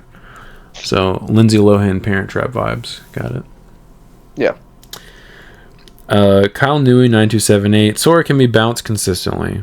That is true, but that was not the answer to the question. Yeah, we got there eventually. The answer was Christy, I believe. Yeah. Kratos 15. I think the other BT21's secret is Omnimon. I hope not. If that's a deck I have to have 2 secrets for, that'd be 2 consecutive Omnimon secrets. That'd be pretty bad. Yeah, BT20 and BT21 Omnimon. Adaptive reasoning. You got it eventually. Good detective work, lol. Sora and Mimi are Sora and Mimi in Japan. I did not know that. None of the original Adventure Girls had their given names changed. All of the boys were changed, though, except Joe. Yep. Joe okay, sucks, so it was dude. It was probably the other bird tamer. Yeah, it was Christy. I said that. Well, she didn't give us, like... Oh, sorry. I've already read that comment, so that's why I knew the answer was Christy. My bad. Okay. It's the first time I've seen it. Sorry. I forget. My bad. What she's saying is we're all Batman. We did some great detective work there, boys. Okay. Sure. I would expect that from Brandon, but not from you. That's true. Kyle Newey 9278. I pulled 2 Alt Art Omni BT13 and 3 regular Omni. Damn. From what, like a case? I don't know. Maybe he went to Walmart and bought like 5 packs, and every single one had an Omni. The dream, dude. Imagine. Plus $1 billion. Oh my god. It just gets to the point where like you open the first 2 and they're both alt arts, and then the other 3 are regular, so you're just like, alright, this is cool. Slightly disappointed, yeah. Slight disappointment. If you want to play Royal Knights, Sean, just let me know. I still have those Omnis. You have BT13 Omnis? Ones. Yeah. Yeah, I have 4. I have 1 alt art and then 3 regular arts. I didn't realize you still had those. I thought you had traded them away to Caleb or something. No. Oh. I always keep the Royal Knights stuff because I always know I'm gonna go back to it eventually. I will Especially probably. when we saw we were getting I will support. probably have that be the next thing for the members only poll then, because I am interested in doing that. I'm sure you have the cool boys already. I have a playset of those. I have so many, dude. Yeah, I figured. They're also worth like a quarter. And I pulled one out of my box whenever Caleb was opening his box, and he was like, "Oh, cool! I need one." And I just threw it to him. I was like, "It's worth a quarter, dude. You can have it." Here you go. Yeah. Dear Day 436. Favorite flavored chips is jalapeno or sweet chili Doritos. Just any kind of spicy chip. Oh, sweet chili is really sweet chili good. are pretty good. Yeah. So me and Chris had this. We're gonna go on a small chip tangent. We had this chip that we used to get all the time, and they unfortunately stopped selling them. Sean, you know those giant Oots cheese ball barrels?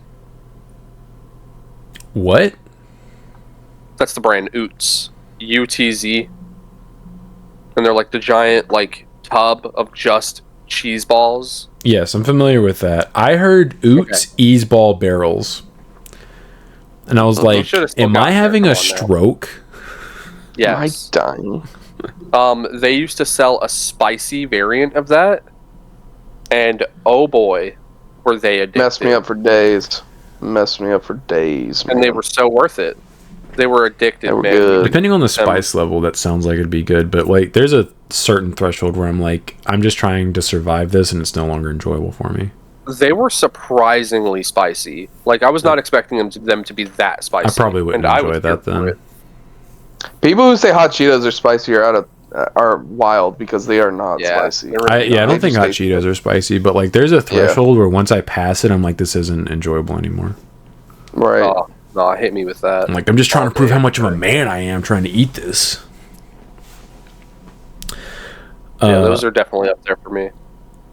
Amateurish author 2202, does the STND and SUP cost thingy mean how many of that type can be linked to it?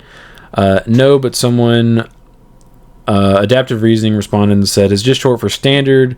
SUP is short for super. It's like rookie and champion for Atmon since they were a weird little spin-off. The next level is ultimate. The last is god. Ew. They think they're god? Their megas are apparently. Okay.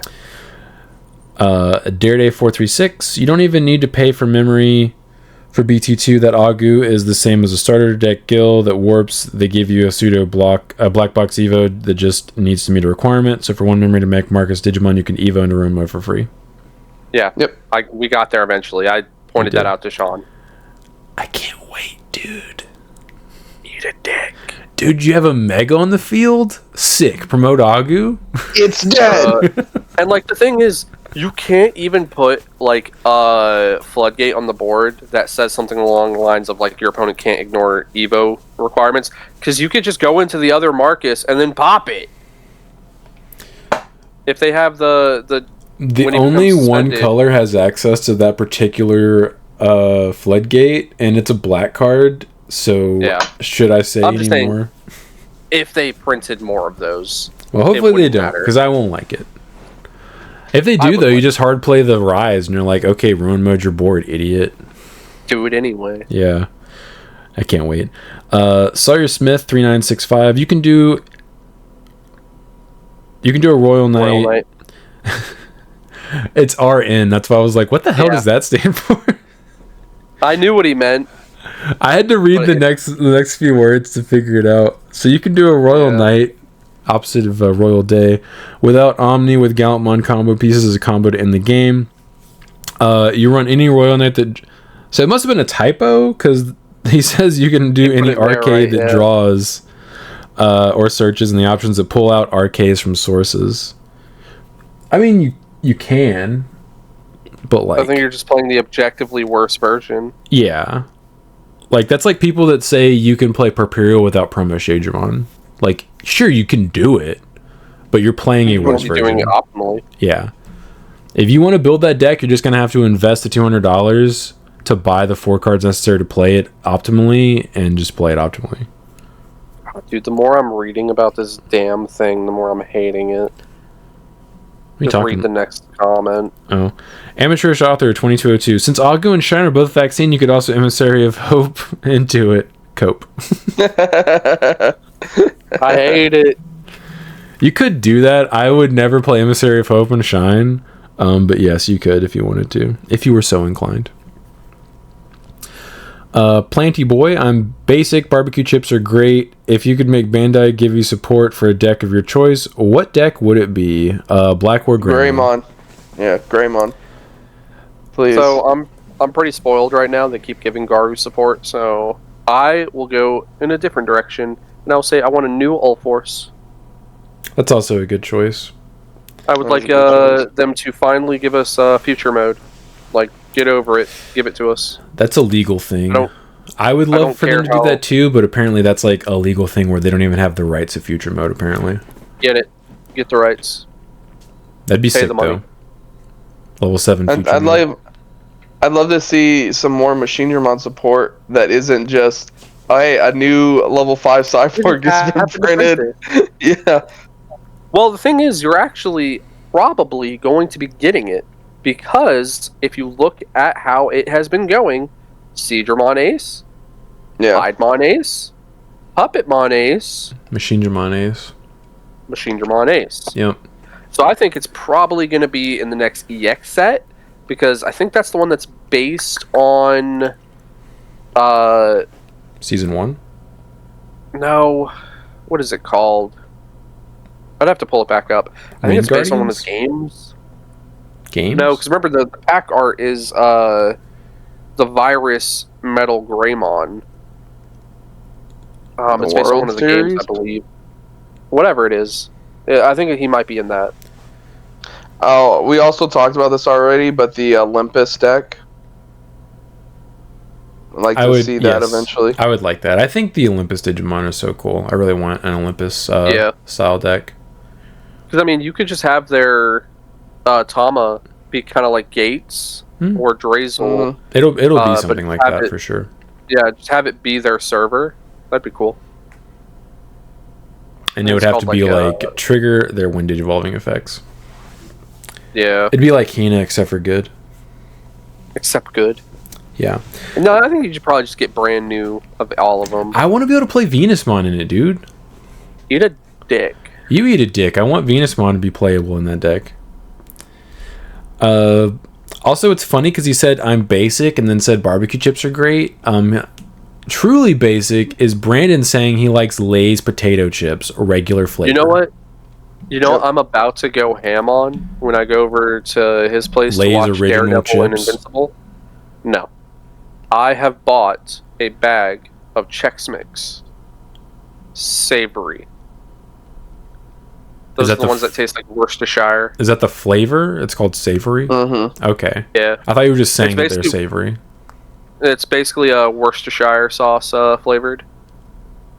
You could probably just take a regular bag of Chex Mix and just dump a bottle of that in and just shake it up. Yeah, but then I've done that before. Then you're gonna have soggy Chex Mix. And guess what the best ones are? The soggy ones. Ugh. Yeah. I'm not eating a soggy chip. If you eat them quick enough, they'll be okay. Yeah. Yeah. All right, just like Rice Krispies, I guess. If you eat them quick enough. Yeah. Or Fruity Pebbles. If you eat them quick enough. Yeah. Ew. What? Do you pour a bowl of cereal and then sit there and not eat it? No, but I eat a large enough bowl to where the bottom is always going to be the soggiest mess ever.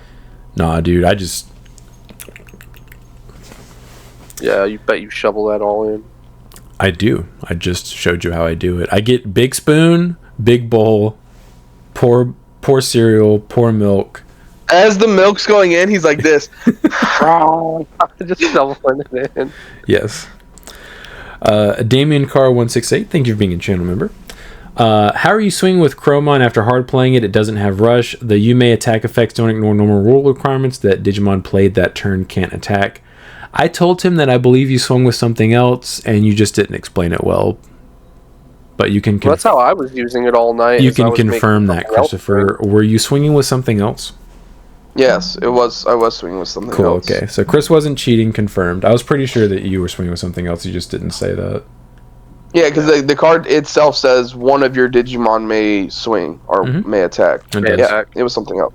You know, Breakjamon does a similar effect too. Yeah. We were mainly using it to suspend the blocker and then have one of our other Digimon attack. Yeah. Yep. I was using that all night. Basically, like, oh, I can't keep turn going into my 6. All right, cool. We'll suspend your dude, swing through your dude, kill your tamer. Yep. I did that with Breakjamon a couple times. Last night, not in pre-release. In pre-release, I actually did. I think I had triggered that effect on Break like once or twice. Yeah. I killed all of Spencer's cool boys. It was pretty hilarious. Every time he kept putting them out, I was like, no. No. Get out of here. No extra draw. No extra memory. That card's really good in a deck that plays Oil Knights.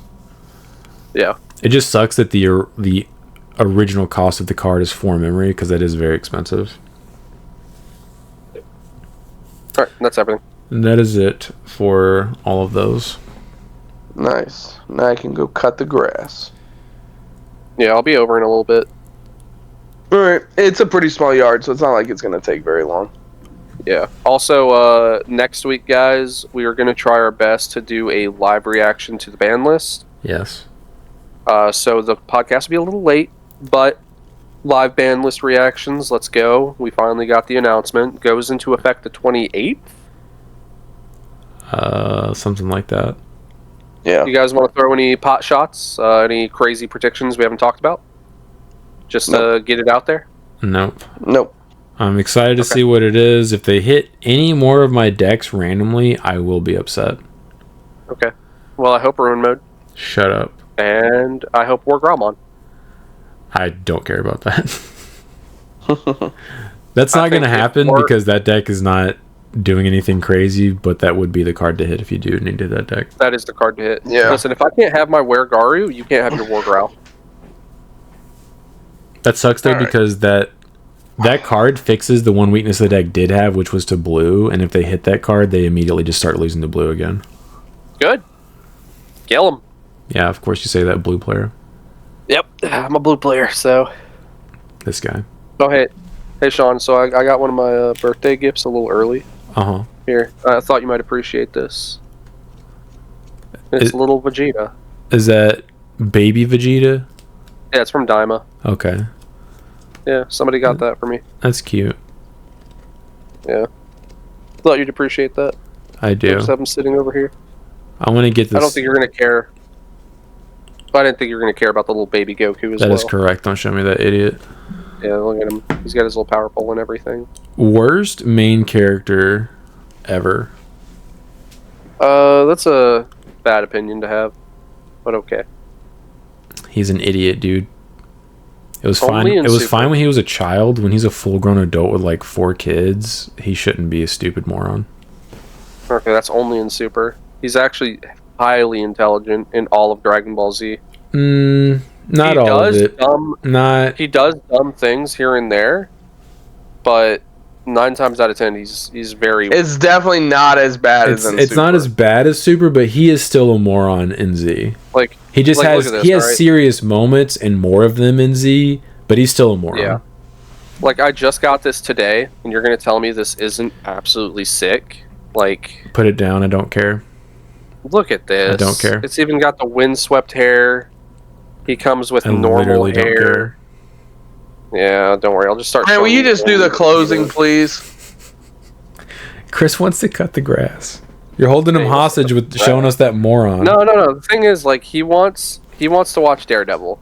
All right, that's what he wants. Did you guys And see I'm not gonna let it the? happen. Did you guys see episode 1? I've seen it against my will. No. Nope. It's already been, no, and it's basically already been spoiled for me. So you know what happens at the beginning of. Yes. Okay. No. Don't. I haven't seen anything. So.